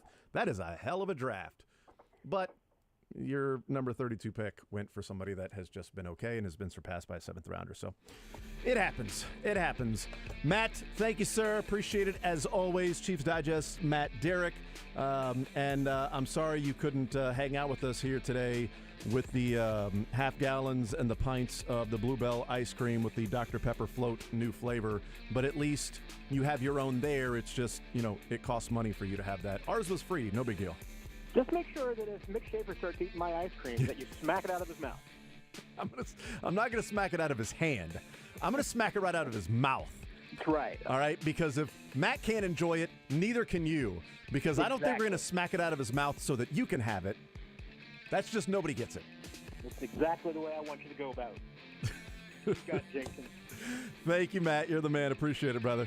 Safe, brother. Take care. All right, there's Matt Derrick, Chiefs Digest. We'll take a timeout. We'll come back. We will smack the ice cream right out of the mouth of Mick Schaefer next. Low testosterone affects many men today, even men as young as 30. But finding someone...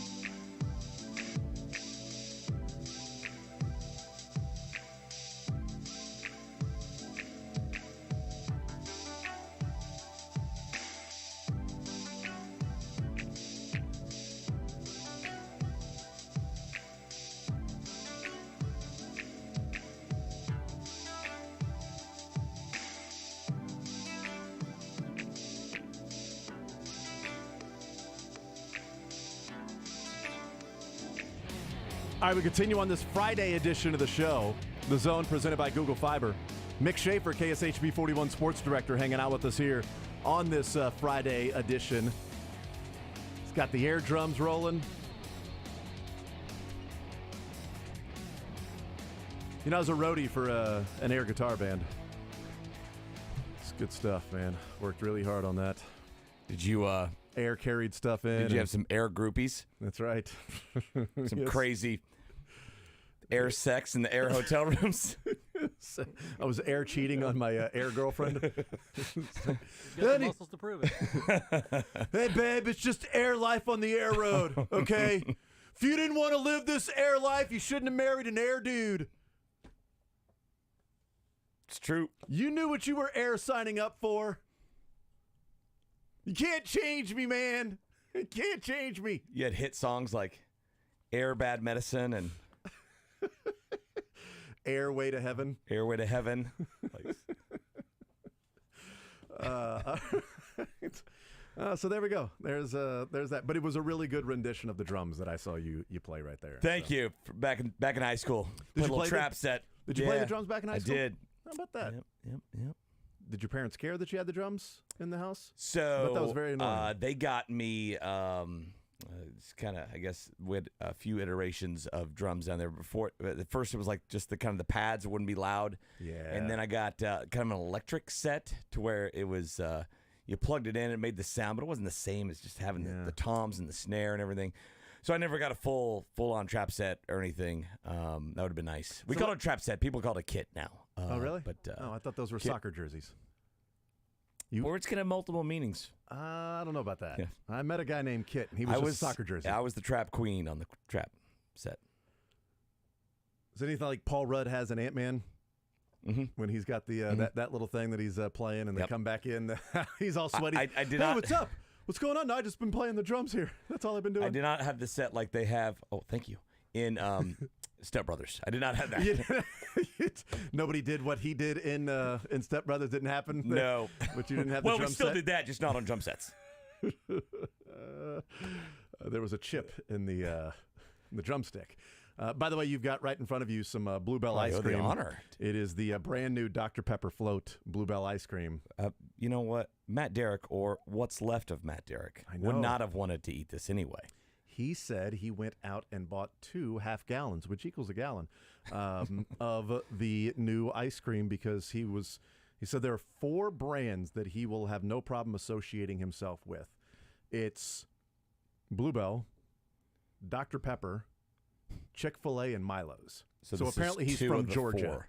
He's apparently from Georgia. I mean, just like What's Milo's? Milo's tea. Yeah, Oh that's, yeah, that's what really the family. good. You that's guys what- have that here. yeah, that's what we drink here. But Chick-fil-A, tea, Bluebell ice cream, and Those are Dr. all- Pepper. those That's are very all SEC great. of him. Yeah, just means more. Yeah, he's like, oh, Missouri's in the SEC, and now I got to do all the. I remember watching SEC games, not knowing what the hell Chick-fil-A was. Like, what is this? There's a district. All these things are sponsored by that. I'm watching it. I have no idea what this is. My grandmother, my grandparents lived in Lubbock, Texas. So once a year, twice a year, we'd go down there. I was so excited because we'd go to the mall and eat Chick-fil-A. It's a big deal. And then years and years later, it came up to Kansas. You didn't go there and eat Whataburger? No, we went to Stillwater, ate Whataburger. Okay. There's, Yeah, there's one that right makes there on the main drag there, Hall of Fame. And after every Oklahoma State game, usually after losses, I'm like, you know what? The only thing that's going to tide me over for this hour and 45-minute drive back home, some Whataburger. It's the only thing. Okay.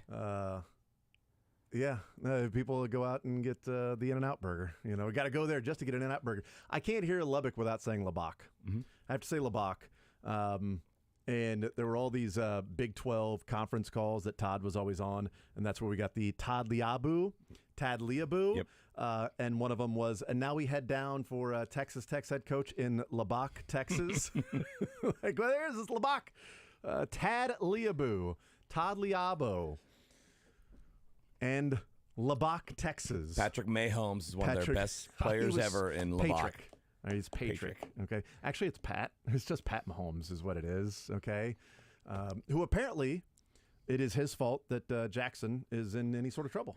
So I found that out from Cardinals, Broncos, and Eagles fans. That girl is dancing on graves, but I think it's going to be her own pretty soon. Yeah. I don't even know who she works for, though. It's just like Arizona sports marketing thing, but it's also like a podcast or whatever. She's doubling down, and I feel like she's enjoying it because it's almost like you guys are trying to tag my work. That's me, to a degree. Like I don't even know what she does, but yeah, it was picked up and disseminated a lot by fan bases of teams that have not had as much success against Patrick Mahomes. Unfortunately, that it is instead of worrying about the Coyotes and the Phoenix Coyotes and the Kansas City Coyotes, he should be worrying about his brother. Yeah, what a dumb thing to say on so many levels, right? I mean, first of all, petty and insensitive, right? I mean, to just pile on, right, when something bad is happening for your family, and wait a second, you're supposed to be in charge of your other adult family members? You're pretty sure he's a grown man. He's a grown-up. It'd be the same thing as saying like any trouble that Travis got into. That's Jason Kelsey's inability to be a good big brother. Absolutely. It's like, no, Eagles fans like, yeah, they're right. Patrick should be worried. So Jason was the issue when Travis was going through his stuff, or not? It's all dumb. I love the whole notion of, well, you can't possibly do two things at once, like care about your brother and then send this tweet out. How do you find the time to care about your brother when you're taking 2 seconds over here to tweet? You know what you're not worrying about when you're at the Met Gala? Your brother. I didn't see your brother at the Derby. Why don't your brother go with you down to, Miami? You know what? Maybe he's going to bring a hockey team here and Jackson's going to be CEO. Maybe that's it. He is worrying about it. He's given him a purpose in life. He's going to be an influencer when he influences people to help bring the Coyotes to Kansas City. I mean, the Kansas City TikToks. TikTok Hawk. Who says no? TikToky. Who says no? TikTok hockey. Air talk. Patrick Mahomes tweeting about the Phoenix Coyotes got some people in Phoenix very upset, apparently, because if there's one thing we know about Arizona and Phoenix area, they love their Coyotes so much that they kicked them out of Glendale, made them play in a 5,000-seat arena, and then turned down a proposal in which the Coyotes were going to pay $2.1 billion to build the whole thing because there were too many tax breaks on the land. That is a city and a state that loves their Coyotes. You do not say something bad about them. When I was a kid, we had a big dog, great dog, but I was a kid, right? You want to take care of the dog, so the dog was outside a lot. Which is why we don't have a dog. In his pen, right? My parents had to take care of it, so eventually they're like, Mickey's not playing with this dog. We're going to gave it away to actually was a farmer. They say, well, he's running on a farm. Means he did. No, he actually lived. He went to a farm. We sent him to the farm to it was live. A literal to a farm. Can I go and visit him? Yeah! I actually did. Went and saw him. Okay, so good. Who's that dead? But sure. I remember the day I found out he was gone, I just cried my eyes. I miss my dog. That's what they're doing in Arizona. We want the Coyotes. Can we vote again? Can we try it one more time? We didn't know that it was going to be voted down. Oh no, that's a great story. It's perfect. You just take things for granted. Send the Coyotes to the farm in Kansas City. Yes, Cowtown. Absolutely, not the train station like in Yellowstone, but to the farm, a real farm. They can run free on their blades. Yeah. On the ice. Yeah. You can go visit the. Yeah, buddy. Oh, absolutely. We'll go visit the dog one day. Sure, absolutely. He's at the time of his life. Got a lot of room to roam and dig, and go and hunt dog bones and things like that. Dog bones are just bones. Bones for dogs. Just having the time of his life. But yeah, we'll get over there one day. We're so busy right now. Busy. Actually, you know what? They just moved. They just moved out of town. He's on a new farm now. It's weird, but it is unfortunate. Maybe if we're in, Canada, we will go and visit the dog. If we're ever in the area of Saskatchewan, we will go and visit said dog. But we're very excited. But he's doing well, son. He's doing well, buddy. So many other dogs out there to play with. That's right. It's like if all dogs go to heaven and he's just there with all of these other dogs in the world. Just imagine that. That's the farm that he's at with all these dogs to play with, son. He's living his life. They were asking the question. There was a video that was being shown on TV at the break because we're watching the PGA Championship right now with DeChambeau is going to tee off at 1:30. Scheffler will be teeing off in about 12 minutes. Scheffler is tied for second, so he'll be on the course at 3 under. Chambeau's 4 under. But they were asking, why do golfers yell 4? So they were asking the different golfers why do they yell 4? I couldn't I think hear I've heard this answer before, I couldn't but I hear don't the remember answers it. of what they said, but I would have liked to hear it because I had to go and look it up because I didn't know. I've never even thought about why they yell 4. Is it just what you that yelled. kind of sound is different than any other sound you would hear out there, and it carries more? I don't know. The main theory, the running theory, there's a few of them, but the main one that most people point to is that apparently in the 1800s, there was not only a caddy with your bag, but there was a caddy down the fairway. 4 caddy. A 4 caddy. And when the ball was hit right at the 4 caddy, they would yell 4 caddy, 4 caddy, and they eventually just yelled 4 over time. So it is to alert the 4 caddy that the ball is heading your way. Now it's just to alert the patrons that the ball is heading your way. I need a 4 caddy. Which I've makes had total one sense. we played in Jamaica one time. They had 4 caddies, and they were great. Yeah. They found every ball. Really? Found every ball. I've only played with 1 caddy before. And that was only a few times with actual caddies. Yeah, I've played with 4 different caddies 4 times. So that was the 4 caddy that I had. No, I've played 1 round of golf in my life with a caddy.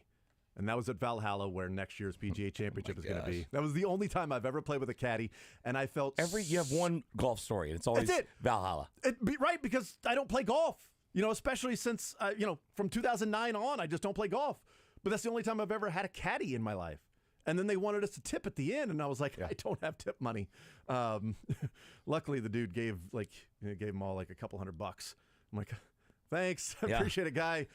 You are the member here. I didn't ask for you. I feel like, I didn't know. Also, I asked for a cart. I walked 18. Ouch.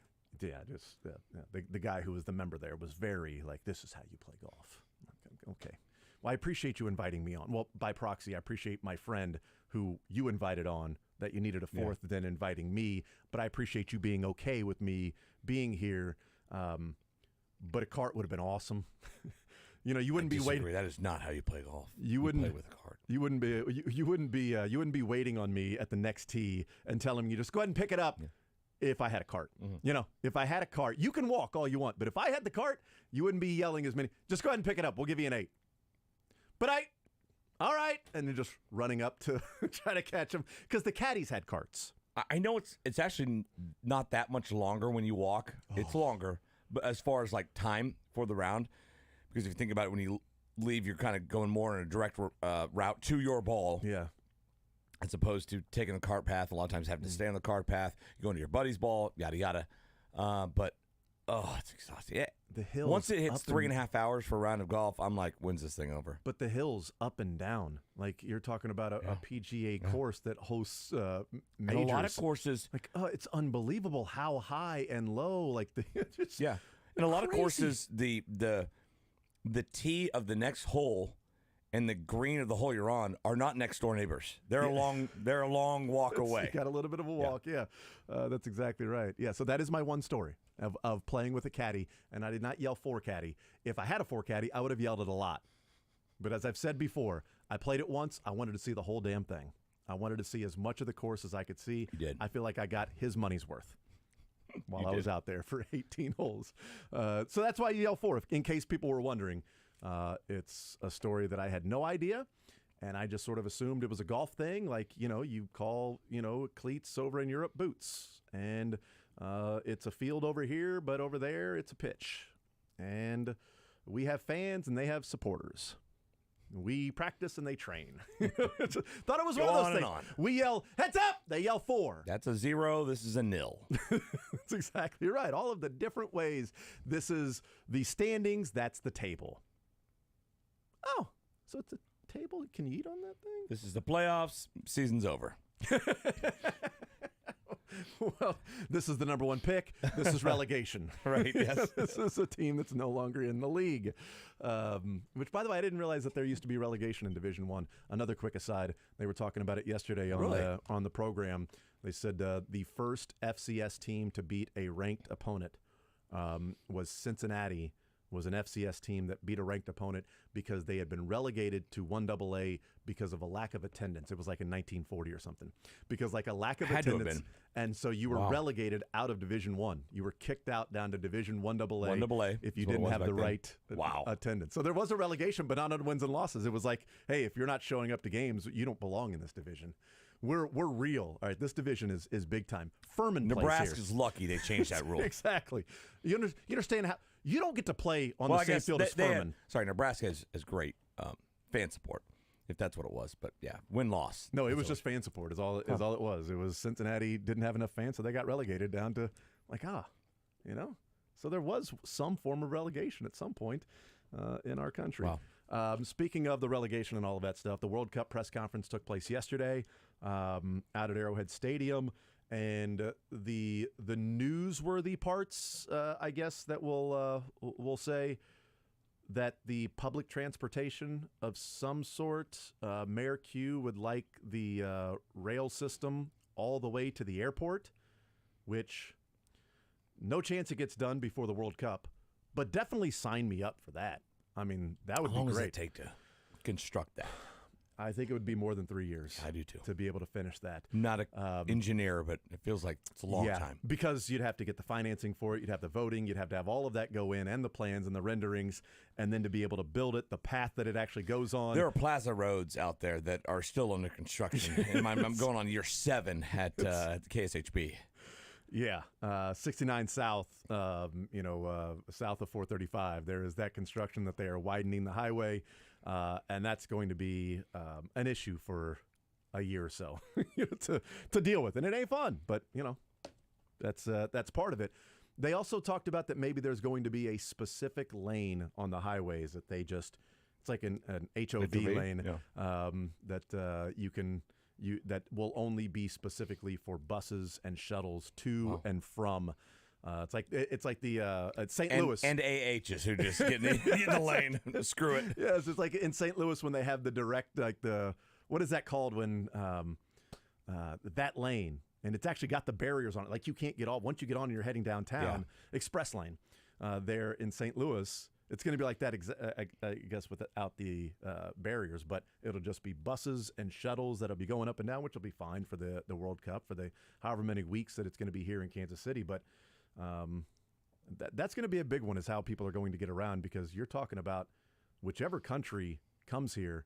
I mean, they were discussing like upwards of 30,000 fans in World Cup years will just simply follow their team and stay where their team's home city is.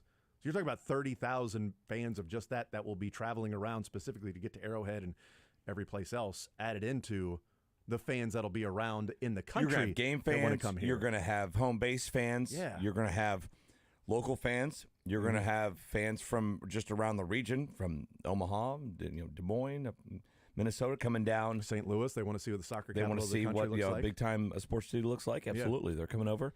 And so you're on all levels of people coming for this event, to where I still haven't wrapped my arms around it. I mean, the draft was a great dry run, but it's going to be so much bigger in scope, right? It's unbelievable. New York is they compared it to hosting 8 Super Bowls, in saying that the 8 games that because I don't even know how many that Kansas City will get. I think the minimum number is like 4. Mm-hmm.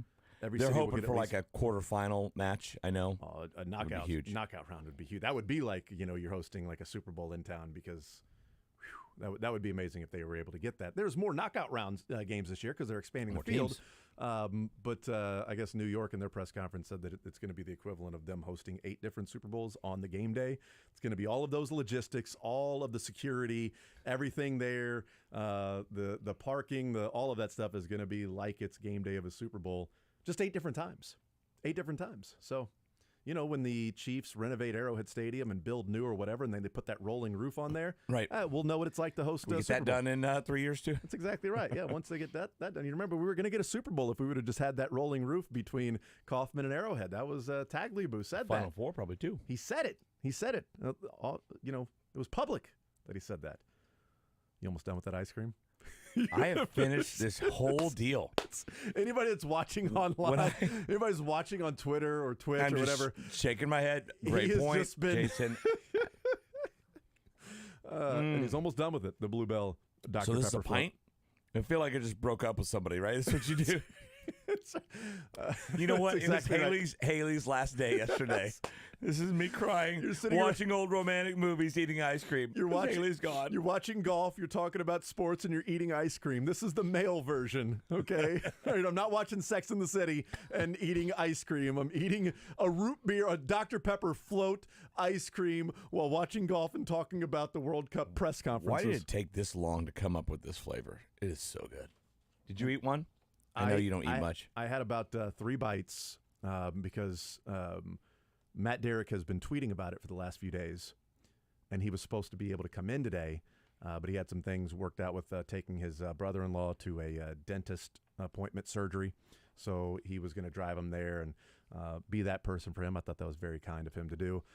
And Oh, you bought that excuse? Okay. what he didn't know was that we had this that he had been tweeting about for a few days, this Dr. Pepper float Bluebell ice cream. And so I said, so I had taken some bites while we were talking, and he's like, I went to the store yesterday to buy 2 half-gallons. I bought 2 of them. I said, what, one for the ride home, one when you got there, and said, hey, Renee, I got one. Don't worry. I got the, no, you told me to get a half-gallon. I got it. Just have to throw the other one away. All I know about Matt Derrick is he visits this Northland food truck all the time. He loves this Bluebell Dr. Pepper root beer float ice cream, and he's lost a ton of weight. Yeah, he said he's 8 that- pounds away from his is that the diet? his weight goal. Sign me up. Yeah. He said it's taken so much to not drink Dr. Pepper while he's been getting down to this goal. And he said, and then Bluebell goes and does this. Just 2 of his 4 brands combined. I mean, if you put a Milo's Chick-fil-A chicken sandwich flavored, I mean, he'd be done. He would be toast. He could just have that chicken sandwich taste like Milo's tea, and then this, and now he's got his Dr. Pepper and his Bluebell all in one fell swoop. He'd be about 700 pounds by July, by training camp. He'd be 700 pounds by training camp. But instead, he's been very disciplined, and he's down to his he's 8 pounds away from his target weight. That's His goal weight awesome. was 120 pounds. I couldn't believe it. Isn't that weird? Yeah. It's where his goal was to look like Sam McDowell, and so. Where does Sam put like all his organs and stuff? He carries a briefcase next to him outside. When he's like, I'm a little low on blood here. Let me go ahead and pop that heart back in. It's like, just in the doctor game or surgery when you would have the thing that was buzzed. Mm-hmm. What was that game called? Operation. Yeah, it's just like that. Like he would just take the things in and out while he was walking. He's like, is it Marcellus from From Pulp Fiction. It's a soul or whatever it might so be. whatever, we don't know. I don't know. It's just it lights up every time he opens up the briefcase. It's is that a pancreas? What are you using? I'm going to drink tonight. Let me throw this liver back in there. Go ahead and filter that stuff out. All right, we'll take a break. We'll get into actual conversation about sports with Mick Schaefer. Royals back in action tonight. They got a day off finally. All right, enough complaining about day off in Chicago. It's a great place to have a day off. I had to work 16 straight days. Oh, welcome to the real world, people. You had a whole off season to take off. Now you had to work 16 days in a row. That's called busy season for a lot of us that don't get the off season. You know, if you win most of those games, it might feel like just like 8 days in a row. That's true. Time flies when you're winning baseball games. It's true. You lose a lot of them, it feels like. Have we been playing for 25 straight days? Yeah, the fans feel like it. That's what we feel like.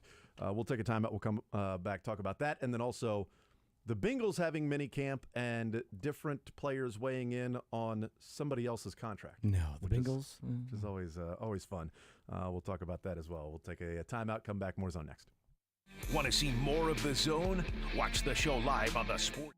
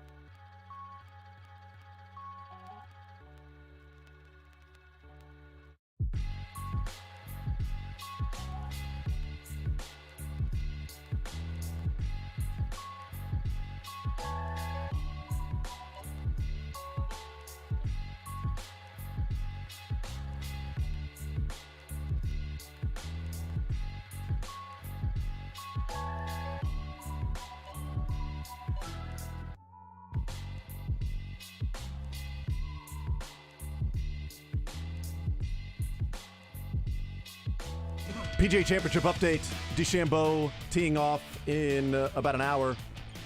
And Scotty Scheffler just hole number 1, and he is, a couple of inches away from a birdie to then tie DeChambeau atop the leaderboard. Scheffler's 3 under, tied with Connors. DeChambeau is leading at 4 under, but tees off in about an hour. Scheffler, a tap-in, a gimme. If it was us just going out and playing, it'd be a gimme that he's going to be tied then 4 under with DeChambeau. Update on the Korn Ferry Tour, the Advent Health Championship update. Augustine on the leaderboard. still winning? No. It is Wilson Furr, who is 12 under. Wow. Today he's 3 under for his round, and Augustine sitting 8 under, and he'll tee off in about an hour from now. So he hasn't teed off yet. Yeah. Alan Wagner, the guy we backed, our horse. He's through 13 today. He's I'm doing the quick math here. 15 off the leaderboard. +3. So he is 3 over, roughly 15 strokes behind. But he's only through 13, so he's got a lot of ground to make up. And the weather's beautiful for him to be able to go out and swing the wrenches around. We had a great time there yesterday. I bet, dude. I took a couple buddies, my dad, and sat in the Champions tent there right on 18 green. It was gorgeous, right? And so we're sitting there. We got the PGA on the television there, and then the real golf, the Korn Ferry Tour in front of us. We were I was in Missouri, but we were taking some wagers on some. I would see the 3 guys in the fairway. We'd pick one. I'd pick the wrong guy every time, and were there all my buddies' money. Were there gambling cops around you? No, but I might have just alerted them. Wow. If you, I would. People can find the address of where Mick Schaefer is right now. That just admitted to breaking the law and placing some wagers with his friends. We even did. It's really close to Kansas though, so maybe the geofence extends like I don't know. The problem it would be like 0.1 miles. The problem is, I bet the geofence probably extends over into Kansas, where people around there are like, now I got to actually drive from my house a little bit further. I can't imagine it would be that direct, right? That exact. Like if you live on the west side of State Line. I've heard Soren has had some issues at his house. You've heard that? He's slow. Yeah, I know, right? Because he's close. But we would take wagers on like best dressed because my dad wasn't betting, and he would be the deciding the judge in who was best dressed. Never pick my guy. Swear. Did he do that on purpose? Probably. You think of it? Was it like the dad coach that's going too far the other direction of like, I don't want to show favoritism to my kid. Why isn't he playing? He hasn't played all year. I just don't want people to think that I'm showing favoritism. He's to our him. best player. He's our best shortstop. I won't put him there. Not gonna do it. No, not happening. It's like Nate was talking about this week that he's worried on the broadcast with Sporting taking on St. Louis tomorrow, that he's worried he's going to go too far the other way. Yeah. To not show favoritism, that he's acknowledging like he wants to be completely impartial and down the line and fair, because St. Louis fans are already on his case about him being the Sporting guy, and now he's calling that game. So he's like, look, I know that, I'm worried that I'm going to be so aware of that I'm going to be too far the other way to where it sounds like I'm being over the top nice for St. Louis and harsher and more critical on Sporting to not do that. It's interesting because I wonder, like, does Harlan do that? Yeah, I thought about Kevin Harlan. Like, does Harlan have to then think to himself, no, I can't just root for the Chiefs and in the Super Bowl. 50 years, a lifetime, hell yeah! Bleep yeah, take that 49ers, you punks! He's not going to go that far. But if that's your dream job, right, and now you're doing this nationally, and it's the team you grew up watching and rooting for, it's got to be hard for Nate. It's I because understand who really what he's likes worried St. about. Louis, right? So it's going to be easy for him to then just clown St. Louis. Like that would be easy. That'd be really difficult for me to try. Well, to and that fans of the St. Louis side are ready and waiting. You're chomping at the bit, ready to. Send some slings and arrows his way if he isn't like that, if he isn't down the middle, or at least they are ready to record and cut and clip and put on Twitter. Is that Miola with him too? Yeah. Yep, it's Nate and Miola, and Miola's like, bleep you, Nate, just go out there and don't be afraid of that, just go do it. Miola was calling him out on the air. It's like, come on, man, I'm more on Nate's side on this one. Like I would feel the same way, like because that's probably a nice check from. Apple, and I'm not trying to be showing up in sporting colors in the suit when Miola does the Collinsworth slide in after Nate welcomes everybody into the broadcast. I would be concerned about that. But yeah, I'm pumped for that game because. Well, I'm pumped for the game because I want Sporting to win. But it feels like before the game has even started, there's already that rivalry between the two clubs because of the cities. And Shalloway talking about it like, oh no, we're aware of what the two cities think of each other. So yes, we're aware of what this will mean for Kansas City. Yeah, for us to Daniel go and get has. the win. I mean, he's ingrained himself into Kansas City. He's a Kansas Cityan. He loves the Chiefs. He learned football. Him and Mahomes are boys and all that stuff. So I can see him knowing that rivalry between cities because he's been here for years now. Yeah, he was on with Soren yesterday, and he was talking about that. He's like, "No, we're aware. Yeah. I understand the there's no love lost between the two cities there." I'm like, "Yes, that's right. Come on." Soccer capital of the world. We don't want them winning one game and claiming like the soccer capital title is not up for grabs. It's not a belt. This isn't WWE. This isn't the championship. All right, we're not heavyweight fighting here, right? The belt is not up for grabs in this particular match. It doesn't count. We will be the reigning champions regardless. No, I can't remember the last time I've looked forward to a sporting match more than this one because, I mean, look, St. Louis is good, man. They come out of the chutes swinging. Maybe that expansion draft was a little too lenient, a little too much of an advantage on the new team. I mean, the new team. Vegas Knights took advantage of that. Mm-hmm. I mean, those teams that come in, which is why I would like the NHL. I know there's not an expansion draft because it would just be the relocation, but NHL, like people talk about the NBA, like, yeah, I would certainly enjoy the NBA here, but if I'm thinking about a team that I feel like can actually compete and can stay at a level to compete and not just lose the star player. Like if the Chiefs were the NBA, we'd be talking about how many more years will Patrick Mahomes be around before you have to trade him, or is he going to be unhappy? I mean, Luka Doncic, they trade for Kyrie and then he still wants to be traded. Like, they bring him, they sign him to the con. All this stuff is going on. Like, can you put a team together like Jokic and Murray and Michael Porter Jr. and have it come together this year to where I think they're going to win the NBA championship, and so you've got those guys that you're paying and keeping around, but the superstars are not staying in one particular spot that they're drafted by, unless it's one of those bigger markets.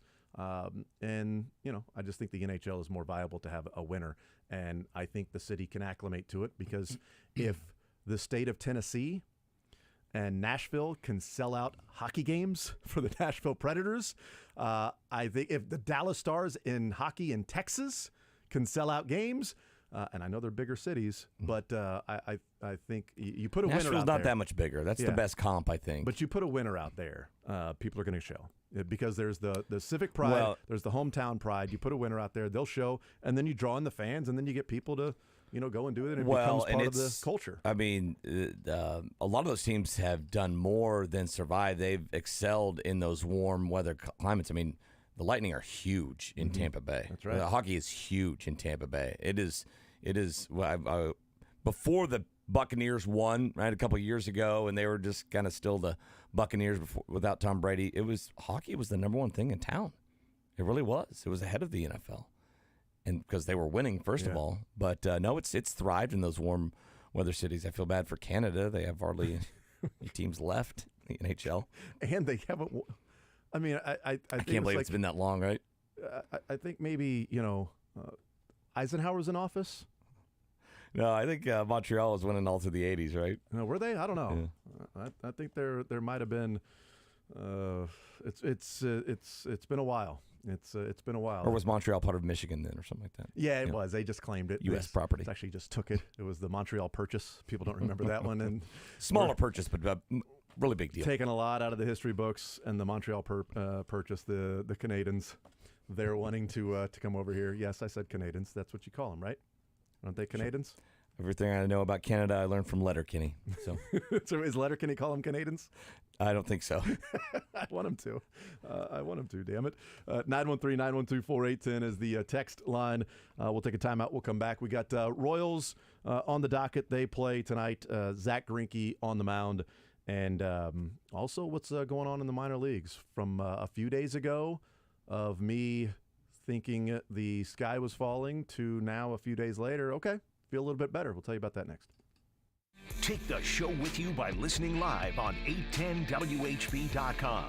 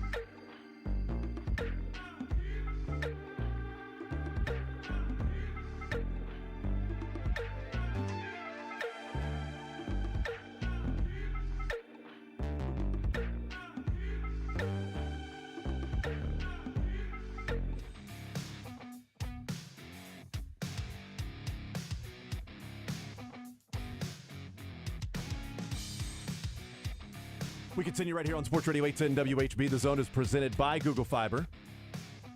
Award-winning internet without data caps.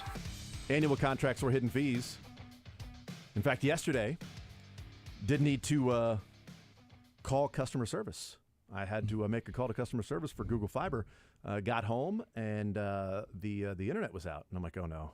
It's that red alarm light that's on. And the last time that happened, it was the squirrels and the rabbits had chewed through the fiber line. And I thought, oh, no, here we go. All right, give them a call. And as soon as I call, it says there was an outage in the area that we are experiencing. So the estimated time is, and I can't remember what time it was like 30 minutes from that point. So I didn't just trust that was true. So it's like, if you still would like to speak to a representative, yes, I'd like to speak to a representative. 30 seconds later, I'm like, okay, I just wanted to make sure that I am in the area, that it's not some sort of mistake, and I'm just going to go about my business, but it actually is specific. And he looks and he's like, yeah, that's going on. He's like, apparently there was something had happened, drilling somewhere in the area that chopped right through the fiber line. And he's like, we're out there working on it, but the estimated time is roughly 30 to 45 minutes. Hung up. 5 minutes later, it was on. So I'm like, cool, thanks, guy. But I feel comfortable, comforted whenever I hear that message. Like, okay, it's not just me, right? Yes. It's not something I need to go fix. I hate like rebooting modems and routers. I don't even know the difference still between a modem and a router. I'm like, which feeds what, and why do I still need both? And they're dusty and down in the basement where I don't want to go. But then you're worried about, okay, if it's just me, then somebody has to come out, then I got to schedule that, I got to be home for that. Whereas if it's the whole area, well, now this is an issue and they're on it. Somebody else. They got it. They're there. They've been there. Not my hamster, not my microwave. Yep. Not my couch, not my problem. Yeah. Why is a hamster in the microwave? I'm not sure. Well, if it chewed through the line, I mean, that would probably be the case. Punishment. We don't hear players talk about other players' contracts very often, but in Cincinnati this week with their mini camps going on, I don't think anything's off limits in Cincinnati with the Bengals. Apparently not, of what they want to talk about, because Joe Burrow's weighed in and said, yeah, I'm aware of contracts and I want to keep all the players together and everything. And T. Higgins is going into his final year. Joe Burrow's eligible for a contract extension this year. Jamar Chase is next year. So if T. Higgins plays out the full contract and goes into next year, they can franchise him. But that's also the year they would extend Jamar Chase. So you'd have two different wide receiver big-time contracts that are up. And you've got Jamar Chase and T. Higgins asked about it this week. They were also weighing in on Joe Burrow's contract about, he knows he's going to take less money, that he wants to keep everybody. Well, there's less money, and he's worried about the whole team, so taking less money. I think it's different if Patrick Mahomes came out and was like, well, I'm just thinking of the whole team. But if then Kelsey and other players were like, oh, no, Mahomes is going to take less money. He's going to take less money. Because one thing when Burrow was asked about it specifically, well, no, I mean, there's a bigger picture and here's what we want to get accomplished. But then other players no, he's taking less money. I'm like, he's going to get paid. Chill. What's it at? What's it now? 54? Is that 54 yearly? AP 51.5 or something like that. No, the highest one is what is Lamar? I think it's 50, I thought he was 54 or 55. They expect Herbert and Burrow to be about 53, 54, okay, 55. So I would say it's going to be $500,000 or $1 million more than the highest right now. He's going to get $500,000 or $1 million more than Herbert. So whatever Herbert gets, Burrow's going to come on top of that, and then Patrick Mahomes will then be a little bit higher than that as well. Maybe so 10,000. So silly. If it is true that they're going to redo Mahomes' contract. But I do wonder what Joe Burrow thinks when other players are saying that he's going to take less money. Because they've got both their wide receivers, and the guaranteed dollars is what's being talked about in Cincinnati, that they're going to be able to structure it in a way that the Chiefs did with Patrick Mahomes, where there's guaranteed mechanisms. Because with the CBA, every dollar that's guaranteed to a player has to be put in escrow. So if you give somebody $80 million guaranteed, you have to put $80 million into an escrow account if you're the owner. But if you give Joe Burrow $300 million guaranteed, but the guaranteed dollars are, well, now this is guaranteed in 2023. Okay, well, then this is guaranteed in 2024. Okay, first league year of 2024-25 becomes guaranteed. Well, then that's yearly you're throwing in $30 million into an escrow as opposed to Mahomes getting $250 million guaranteed. I've got to put $250 million into an escrow. I got to be liquid from that. Well, Cooper Kupp got $75 million guaranteed. Tyreek got $72.5. Diggs is at $70. T. Higgins and Jamar Chase are both going to get around that. Like, if they want to stay on the Bengals, in the next 2 years, you're going to have $140 million in escrow by an owner who doesn't have it. And that's the issue, is that he's not liquid. His wealth is tied up in owning the Bengals. Like, you can't just simply then, I'm going to sell some stock here. No, it's not oil like, Clark Hunt. Even they worked around Patrick Mahomes, escalators and things like that. But they've got other things that offer their wealth besides just owning the Chiefs. Mike Brown's, his wealth is so that's going to be fascinating. I guess I how always they structure assumed those things. in the NFL these owners had enough money to go well beyond the salary cap. You would think, but with the rule of the guaranteed money has to be put immediately into an escrow. The Chargers are talking about the same thing, but the Chargers already have Mike Williams and Keenan Allen. Are we hitting contract. that? I mean, everybody talked about, okay, there's got to be a ceiling at some point, right? At some point, there's got to hit like, okay, we can't pay you anymore, or we at least need to slow it down. Are we hitting that? Because if Burrow doesn't get like the same exact structure of Mahomes' contract, let's say Burrow gets $150 million guaranteed, and then T. Higgins gets 70, and Jamar Chase gets 70. It's 300 right there. Is Mike Brown ready to put $300 million in escrow over the next year? Or it sounds good in theory to keep T. Higgins and Jamar Chase and Joe Burrow together to take less money, but in the fiscal elements of the NFL, is it actually possible? Or would they have to then, trade T. Higgins or something like that? I don't know. I just think it's fascinating what's going on there to see how they adjust, where the Chiefs had to with trading Tyreek. Now it's the Bengals' turn. Kyle Mann coming up next talking NBA. Hey, Kansas City. This is MJ Melendez. Tickets for Less has the best seats at the best prices.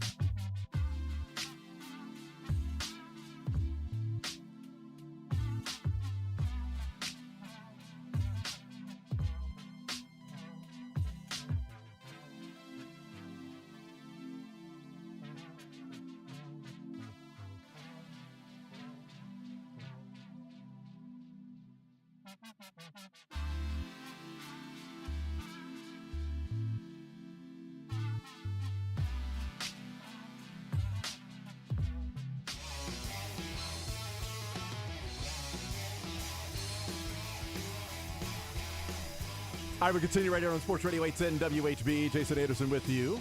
Mick Schaefer hanging out with us until 2 o'clock. Drake running the board, running the operation, and it is presented by Google Fiber. Let's talk some NBA draft / lottery. Our man Kyle Mann from The Ringer joining us here in the zone. Kyle, what's up, brother? Not too much, Jason. How you doing, man? Long time no communicado, right? I know. It's been a while, man. I appreciate you taking a few minutes out of your day. The kid asleep, napping, you good to go? Yeah, we got him down. He's wearing a Jokic jersey today and sleeping soundly with the knowledge that he's up 2-0. He has no idea about basketball, but I sort of imposed that upon him. So that is great. I don't even want to ask if he really is wearing a Jokic jersey because I don't want to find out that he isn't. I'm just thinking that he is taking a nap with the Jokic. He really is. That's amazing. Okay, he really is. Yes, it's true. It's true. Is that just Nuggets fandom, or just you own so many freaking jerseys that you're just going to buy different ones for little man?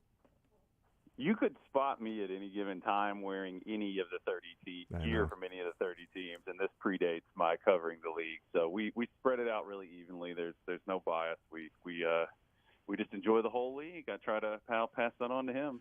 Hopefully he's not burdened with fandom. That's one thing that's one disease I don't want to pass to him. That's an interesting one. Yeah. So it turns out he's a front runner. Okay. So he's wearing Jokic when they're up 2-0.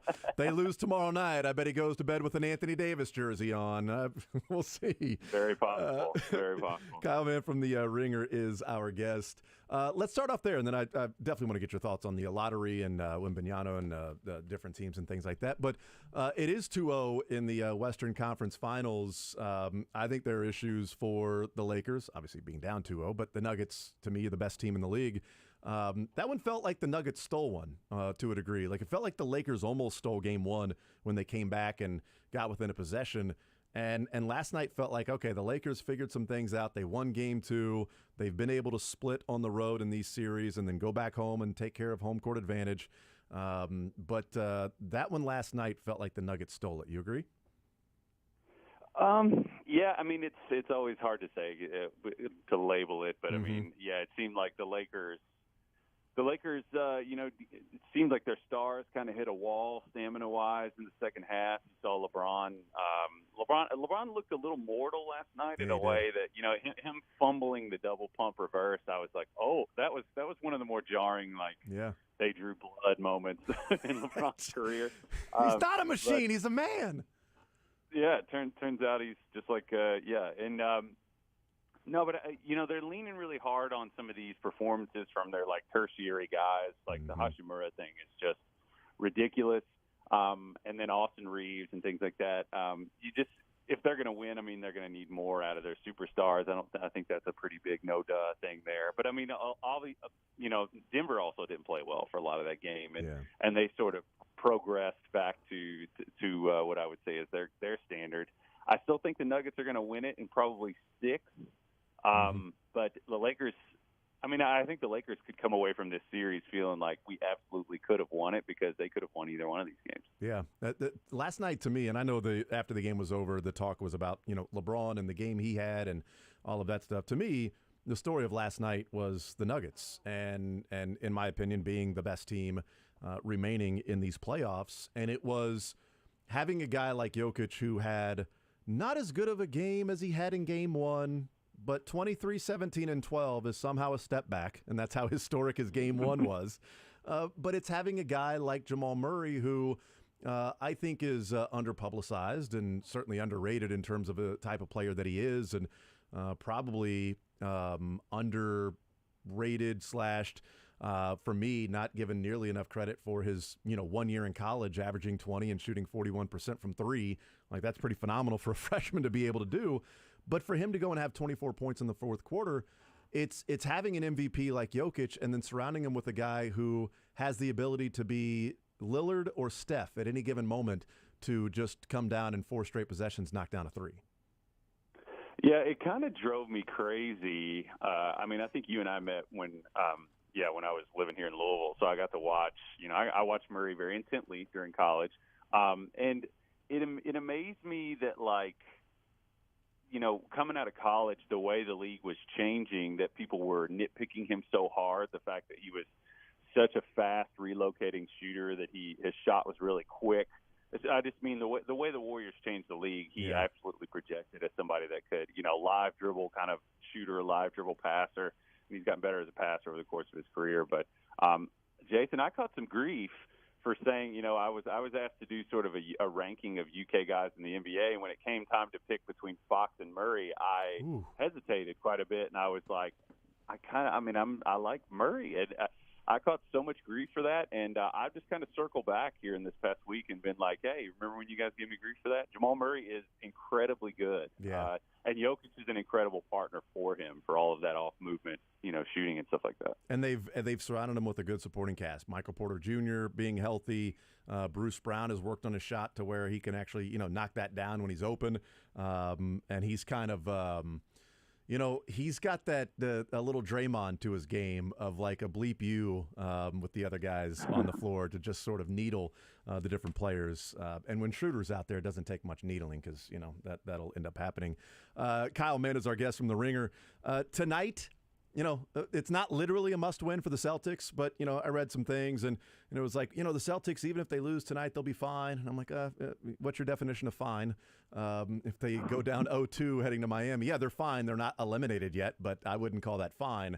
What do you think of tonight's matchup and the importance of Boston to make sure that it doesn't matter how they do it, that they end the game tonight with one more point than the Heat?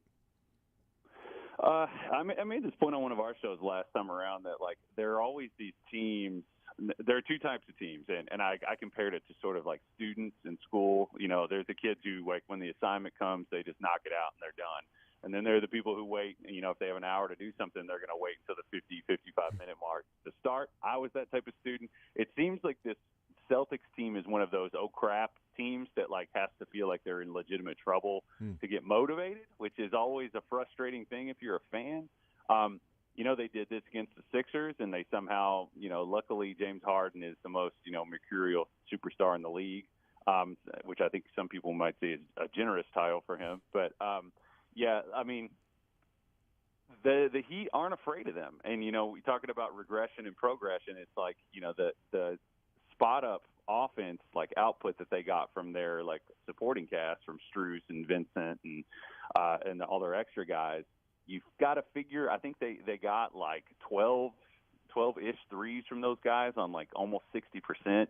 You got to think for a team that was like one of the poorest shooting, you hope that for a team that was one of the poorest shooting teams in the league over the course of the season, that they'll just go back to being who they were. But I don't know, this kind of feels like one of those March runs, doesn't it? It feels like one of those runs where you keep expecting them to cool off.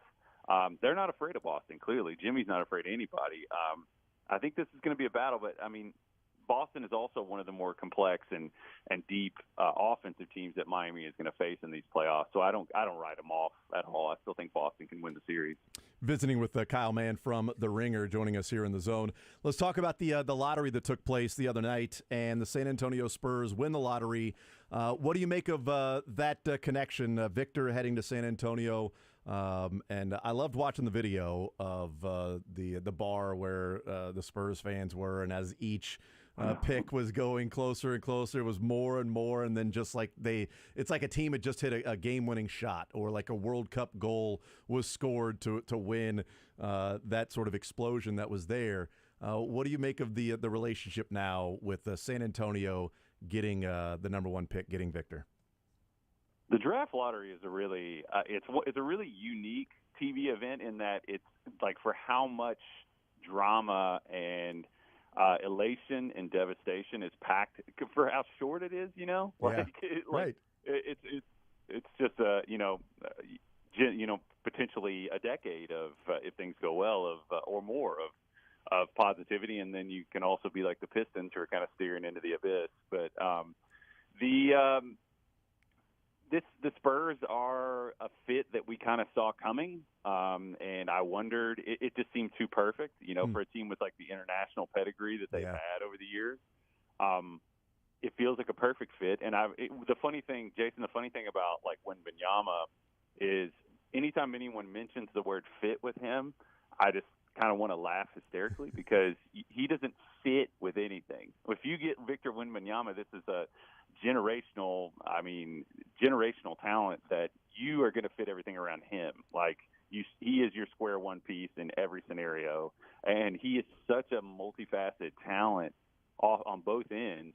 I mean, he could be your primary offensive weapon and your defensive anchor. Not many of those guys in the league.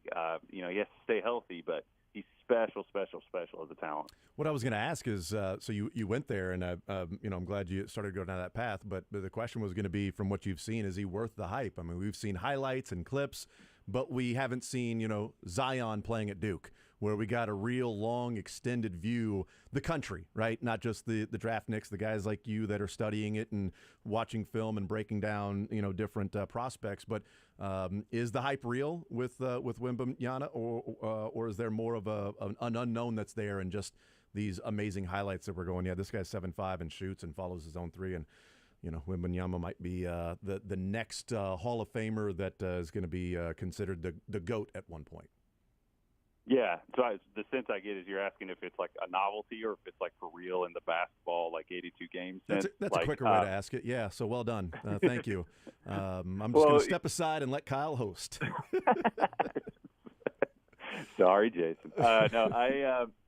If you watch him, his clips precede him in a way that is, it's on that Zion level. I mean, I always say he kind of enters this uncanny valley where you're like, a human can't do what he just did. I mean, that tip dunk was wild. I mean, he'll do Giannis-esque kind of things where he'll, pick his dribble up at like above the foul line and still somehow dunk or lay it in. Like, he just does things that are, and I think some of that just, speaks to his agility.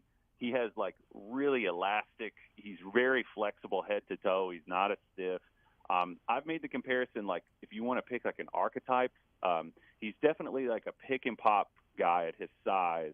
He's probably going to just be more, if he fully, comes into form, I think he's going to be in the mold of like a Kristaps Porzingis, but more effective on both ends, and he can do more off the dribble. So he's definitely a guy who's like from the school of KD. He loves to face up and create his own jump shot. It's not super consistent yet, but I expect, and another thing I want to say too is that like Luka went through this a little bit in the Euro League. It's like we as Americans, I think, sometimes can just kind of hand wave the talent over there, the competition. A lot of former college guys playing in these leagues. Sometimes his Metro 92 would get blown out because these are like grown men over there. I do think it's legitimate, and he is very, very competitive and astute. So to answer your question in a not super succinct way, yes, I think it's for real. He's a very, very special talent, and like I said, he is mean. He wants to win. Visiting with Kyle Mann from the Ringer. This one will be a more direct question. The assumption is that the draft will start at number 2. Who do you think starts the draft? What player with the Hornets, if you're guessing? It's tough.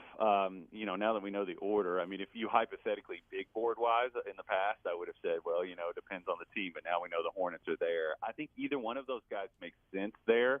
I was making the argument that Scoot and LaMelo to me makes sense because you got LaMelo 6'7", 6'8", can go on or off the ball. Yeah, that'd be fun. Yeah, it would. And then, Scoot gives you just that he's this powerful.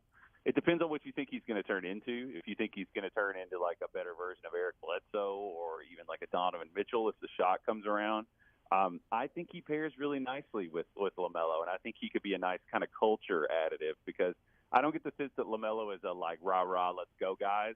Scoot is that, and it could allow LaMelo to settle back into a comfort zone for him.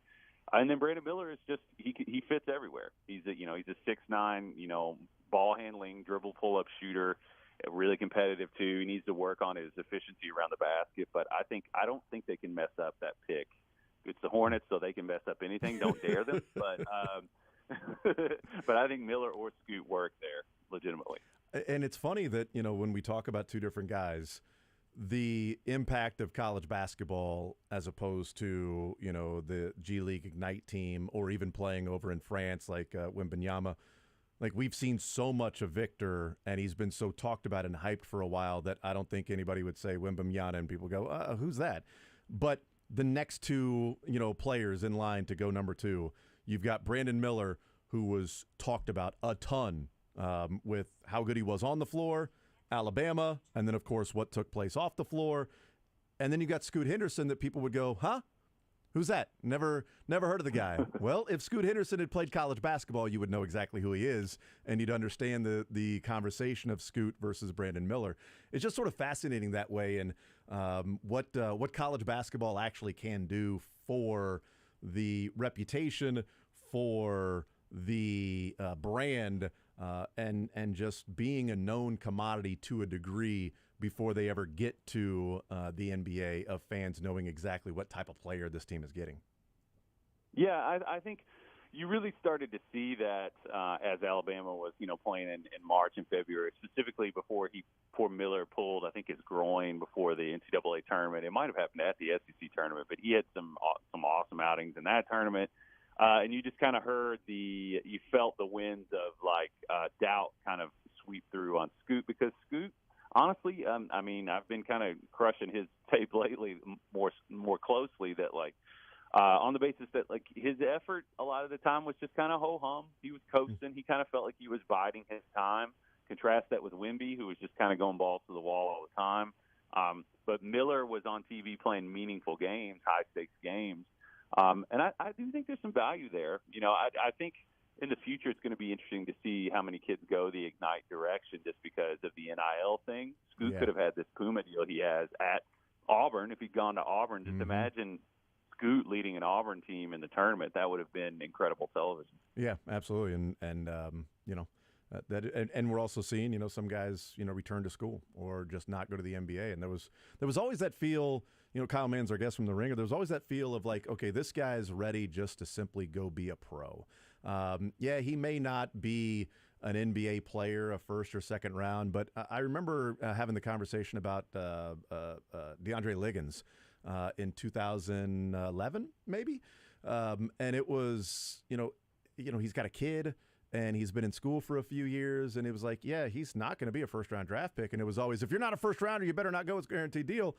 And he was like, no, I'm just ready to go pro. I just need to make a living now. I need to make money. So if it's over in Europe, it's over in Europe. I'm going to be a pro playing basketball. And now with the NIL, we don't see as much of that. Now it's, no, I'll return. It's Sheboy ain't at Kentucky 5 years ago still, and a chance to return. And, some of these other players that are there, even Hunter Dickinson may not be at Kansas. He might be playing over in France or, in the G League or something like that. But the NIL has done a lot for college basketball and having some players return and be around, where the expectation was it was going to take some of the fandom away because, well, I don't want to know that this guy's getting a lot of money. Well, if he's cutting down the nets for your team, you really don't care. Yeah, our morals have kind of shifted lately on that in a pretty hilarious way. People seem to have gotten over it quickly. I mean, it's done a lot for it. I guess the flip side of it, I'm sure you guys cover Missouri. I mean, you have people just coming in and out all the time. Yeah. Which I feel like some kind of regulatory something is going to have to happen. I don't know, because there are no contracts here, or maybe this is just the way it's going to be going forward. I mean, it's just bedlam every offseason. But I did have an agent tell me a positive, if you care about agents. I don't know if your audience does, but I was told that it's opened up a whole new revenue stream for them. So I don't know. Good for them. But, yeah, good for them. Glad to see they're finally doing well. Get a win. A win for the agent finally. That's great. Yeah, and it's also going to be fascinating as to how teams go about moving forward. We have a pretty good idea of what Bill Self's going to do, and he gets the best transfer in Hunter Dickinson, and Jerome Tang was able to piece it together with some transfers, and also Noel that stayed there, but they also lost Nigel Pack to Miami for almost $1 million to go there and play a couple of years, and then Missouri has a bunch of transfers come in, and then Kobe Brown was thought to, okay, well, he may take his name out of the draft if he gets a certain number, but even if he gets that certain number in NIL now, he can get a guaranteed deal middle second round for his skill set, and I don't see him taking his name out of the draft. But what's the balance going to be to where teams can build with freshmen and high schoolers while then transfers, because Dennis Gates and Jerome Tang were so good at putting transfers on the floor? Do you want to keep going that route just to make sure that you don't take a step back by having a number of younger players that are, developing along the way, and you're not saying, no, we got to get the next transfer, the next transfer, the next transfer, because we can't have a year to where we don't make the tournament? Yeah, and I mean the COVID year it was kind of a factor that you'll see obviously even out as these guys who were playing that. But I've heard coaches say this before that like the goal is to get old and stay old if possible. I mean the one and done era sort of like threw obviously a wrench in that, but I don't know how many more teams we're going to see. You know, Kentucky obviously has this freshman class coming in. I don't know. I'm skeptical. It would have to be. It's getting to the point where I feel like it might have to be like a special class to really compete. Which the two teams that won titles, I feel like were pretty. The 15 Duke. I mean, not crazy. I don't know if there wasn't a superstar on that team, but it just seems like the age of teams. I know that's true in the NBA. The more mature a team is, the more they're going to win. People have kind of statistically proven that. But these next few years are going to give us a good idea of like. Whether or not being old is like the most important thing, and the transfer portal is going to be dictating that a lot. Last one for you, Kyle Mann from The Ringer. Who do you got? Who over who in the NBA Finals when that thing wraps up in September? I'm going to say the Nuggets over the Celtics in 7. Okay. No, that would be amazing. I'll take that right now. Yeah. Nuggets over Celtics, give me 7 games, and your son would be he'd still be rocking that Jokic jersey during his nap, so that'd be awesome. He wouldn't have to switch. So, how many jerseys does he have to sleep in? Your son? He's only got like 4, and it's all me kind of impressing certain role models on him. Okay. We've got a Steph jersey, we've got a Shea jersey, we've got a Luka jersey. Someone pointed out to me, very offense heavy. They were like, your son's not going to guard anybody, and I'm like, we're going to have a good time. That's all it's about. We're shooting the ball, we're having fun, we're passing it around. I like that. My son is he's a Warriors fan, much to my chagrin. But I'm like, you know what? We don't have I'm not a fan of a team. I follow LeBron. That's just simply that's where my fandom has gone. And so there's no like, hey, you've got to be a fan of this. You're a fan of the Chiefs and the Royals. So too bad. You got to root for Patrick Mahomes, punk. Unfortunate for you. But basketball, he likes Steph. So I'm like, yeah, absolutely, be a Warriors fan. If we ever make it to San Francisco, we'll go to a game. Or if they're playing against Oklahoma City, we'll go down there. But yeah, that's who he has. But there is no fandom that I am forcing on him for that. But he has to absolutely be a Missouri football fan. Unfortunately for him, a Chiefs and Royals fan. But his mom's a UK basketball fan, so he roots for UK basketball. I give him that. I'm like, you know what? I won't do it to you to where you have to be a Missouri football and basketball fan. Your mom is a UK fan. You can root for Kentucky. There you go, buddy. And he can walk around in his UK gear and feel cool around all the Kansas fans that won the national title. So whatever. So how about that? Kyle, thank you, sir, as always. I really appreciate it, brother. Good to talk to you. Good to hear from you. Love watching the videos and the success there and the podcast there at The Ringer. Thank you for hanging out with us for a few minutes, man. Yeah, good to hear from you, man. Absolutely. There's Kyle Mann from The Ringer. Does a great job, man. Does a really good job on the podcast, the videos that he puts out there at The Ringer, and just simply working and covering the NBA for a long time. And the NBA draft and the lottery. And boy, we talk about what college can do for players, right? And what players can do for teams and the NIL and all of that stuff. But if I went around to diehard like college basketball fans, like the biggest college basketball fans, and I said, who's Brandon Miller?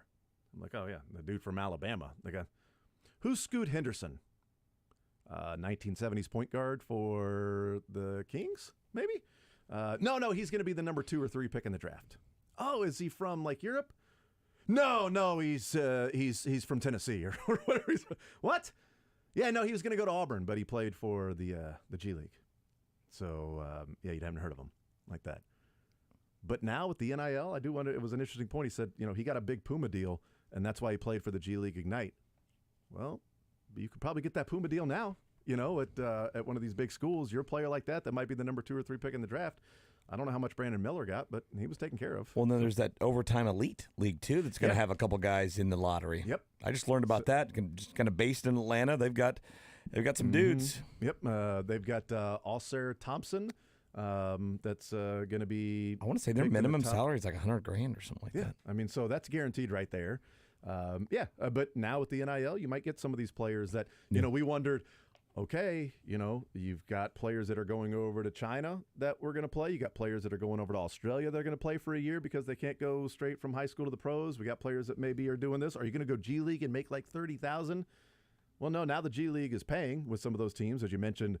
Ignite and then also the Overtime Elite. But you've got NIL deals now that you can get players to go to school and be there for however long. We'll take a timeout. We'll come back. We'll continue rolling, and then we got the cuts before the show is over. More Zone next. You're in the zone with Jason Anderson on Sports Radio 810 W.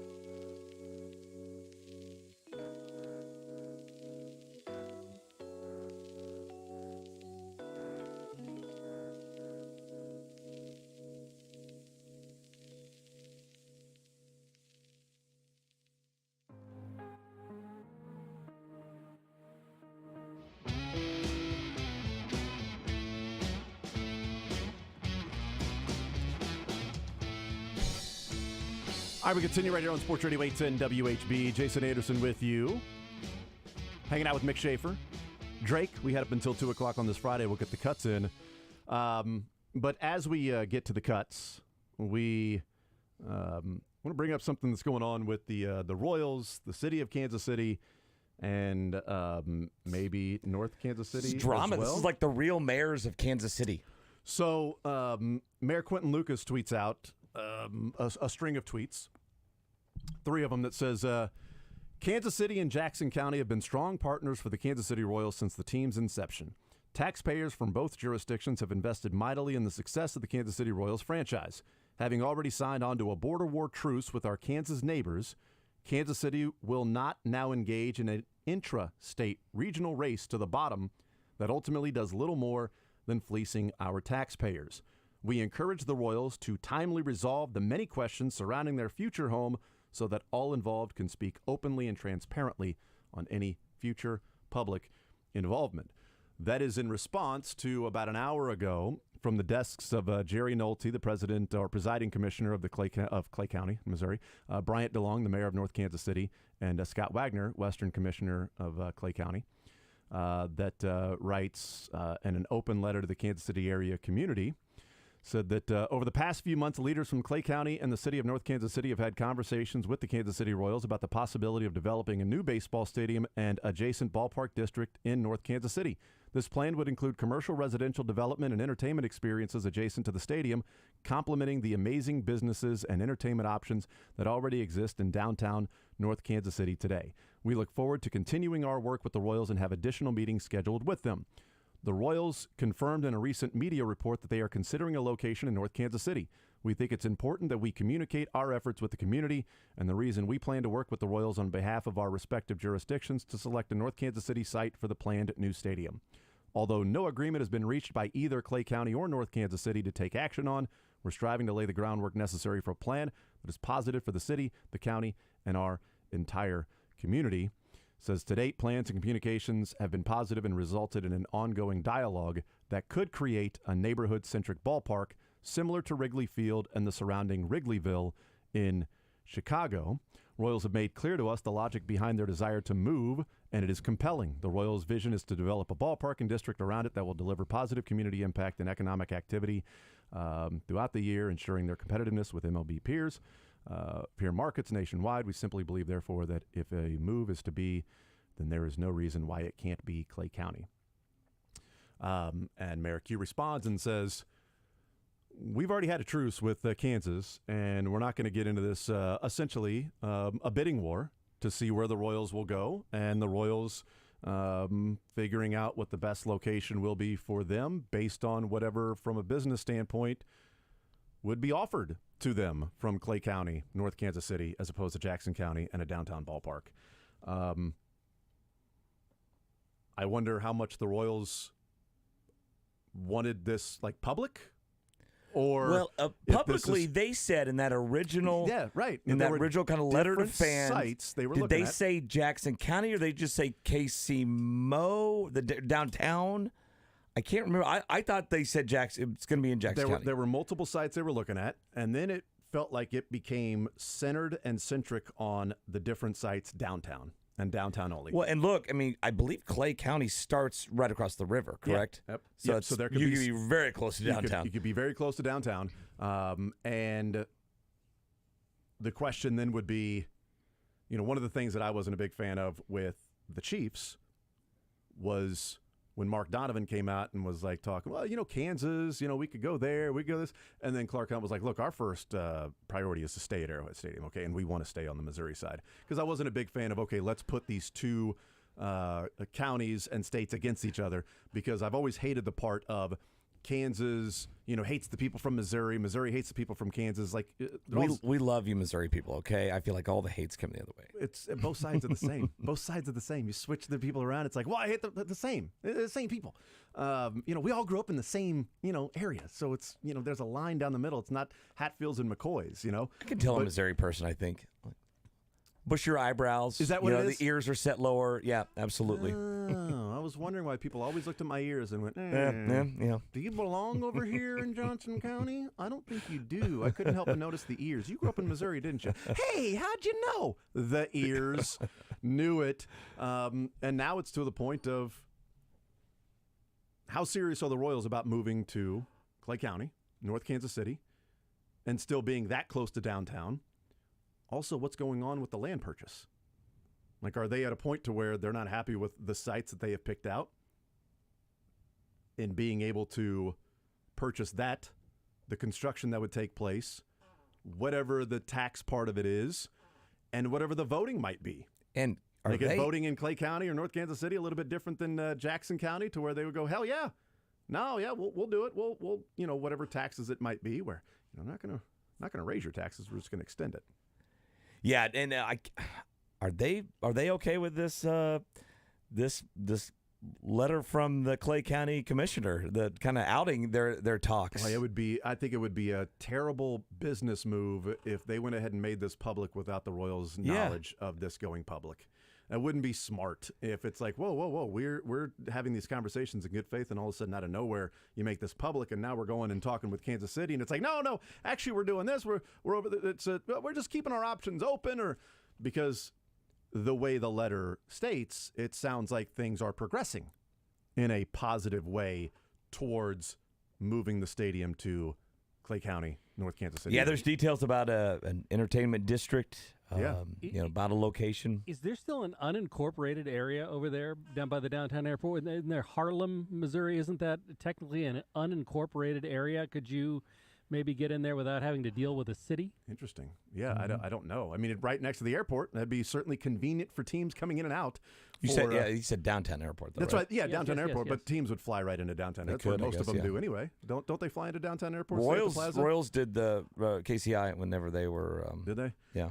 I've always, whenever I drive by, I'd Can see, they like, handle? I don't even know. Can they handle those big old? Well, I've seen like a Jets, Tigers the plane 777s? before. Like, I've seen a Tigers plane there before for some reason, but I just sort of assumed that most teams flew down there. And They then, might. I don't know. I just remember flew when in I and was out. traveling with them, albeit 15 plus years ago, it was always KCI. But then there could be even construction of that just specific for teams coming in and out, or Royals charter coming in and out for the downtown airport there, if that is the case. But Mayor Q coming out in response of Clay County, North Kansas City, saying that, no, we're having open discussions. There's dialogue. This is what's happening, and we are a part of this. This is not the Johnny come lately and here.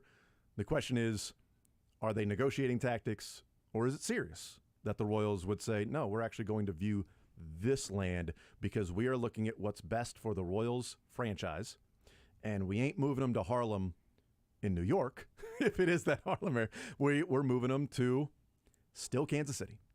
You know, the arguments of Kansas City, the Jackson County side, the Johnson County side, as he said, we've already signed the truce in this, border war going back and forth with this. That's not happening. No truce signed between the front on the north side of that war. And look, maybe this is maybe the Royals are okay with this, and this is a leak they wanted to maybe get some concessions pushed through on their side in dealing with Kansas City, Missouri, where they ultimately want to be. Yeah, and maybe just that helps push whatever they want through a little bit more. I mean, I'm not a fan of the, you're already sort of going to get the public financing.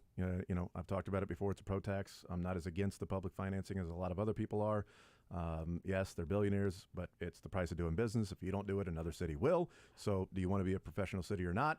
That much I'm already acknowledging. I don't then want to get into counties in a bidding war back and forth to where it becomes contentious, and then the team does start to actually fleece even more the residents, just because it becomes sort of a bragging right of like, no, we got them. Yeah, but the deal is pretty bad for whatever that might be area foolish is. of us to think that the team, a professional team wouldn't do that, right? I know, if they're going to do one thing, like Yeah. ask for public money, they're probably just fine in pitting counties or states against each other. Absolutely, man. No doubt. So we'll see. We'll see what happens. But I would be shocked if the Royals were not aware of this becoming public. The Royals would have signed off on this and saying, "Yeah, you can write that letter. That's no problem at all."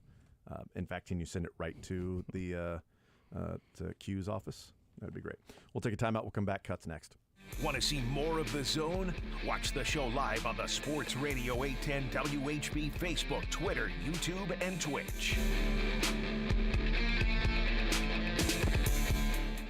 Erectile dysfunction affects many men in America today, but it's not just the man who's affected, it's also often their partners, because ED is a relationship destroyer. But successful treatment of ED can truly bring relationships back to life. This is Jeff, the CEO of Promenic Restorative Men's Health, and that's why I am pleased to announce the opening of Heartland Men's Health right here in Kansas City. As a Promenic Restorative Health affiliate, Heartland Men's Health is part of a group that has successfully treated tens of thousands of men over the last decade with treatments that are shown in medical studies to be effective in as high as 90% of men. And unlike wave therapy groups or online pill sellers, we offer a variety of treatments and even combined protocols to help you get the results you want. You could even find that you're performing like you haven't in years. So call Heartland Men's Health today. Your initial visit is only $99 and includes a medical consult, blood work, and if medically advised, a test dose. And if that test dose doesn't work in the office, your visit is free. Call 844-447-6600 or go to heartlandmenshealth.com. Let's raise the roof. Who's going to raise the roof this weekend? You know, it could be tonight with the Celtics and the Heat.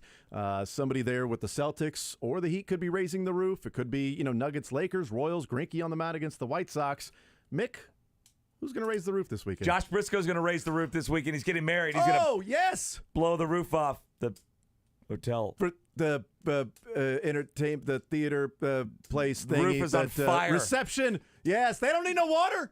Let it burn. Let it burn. Yes, raising the roof. He might actually be out on the dance floor doing that, raising the roof, doing the gesture, all that. I'm getting video of that tomorrow. If he's out there raising the roof, actually with his hands and his arms, and that there will be video posted online. Everything's content, Josh, even weddings. There will be video of that. He will be raising the roof. The entire wedding party, the reception will be raising the roof coming up this weekend. Raise the Roof is brought to you by Shamrock Roofing and Construction, Kansas City's local resident.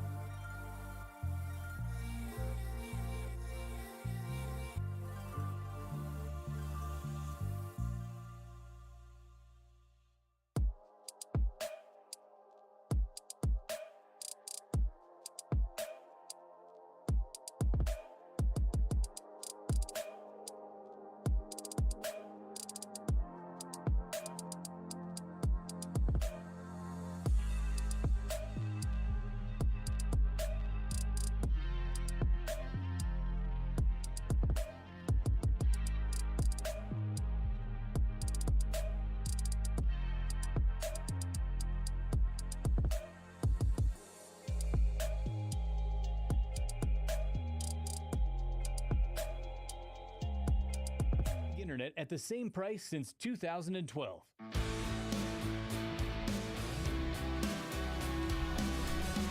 All right, so that threw a wrench into that particular segment. So we'll just have to get as many cuts as we can in here. Clay County already messing up stuff. I mean, ridiculous. Come on. Royals, figure it out. Now the Royals are bleeding over into cuts. They're going to bleed over into Clay County? I will not do this intrastate battle to the bottom with cuts. Yeah, the intrastate, was a very big word there that did a lot of the lifting. Because I thought Kansas, Missouri there, but that's interstate. Yeah, because he had mentioned we've signed this deal. And now all of a sudden you guys, oh wait, no. I-70, I-35, those are interstates, not intrastates. Why? Because they go through all the states. No multiple kidding. states, yes. That's what that means. Through Crazy. the states, interstate. Oh, Thank wow. you, Dwight Eisenhower, for introducing us to the, nope. wrong president, but he commissioned the interstate highway system. In the New Deal? No, that would have been like a decade later. I mean, I'm going to stick with the New Deal. Let's hear the cuts before we head off into the weekend. The few that we may be able to get to. There'll be a lot left over next Friday. But ever since I heard Nate Bukaty say the words 810 meat bundle.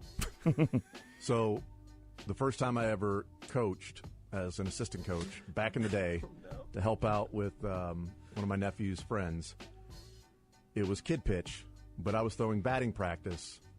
And one got away, and it hit one of the kids in the leg.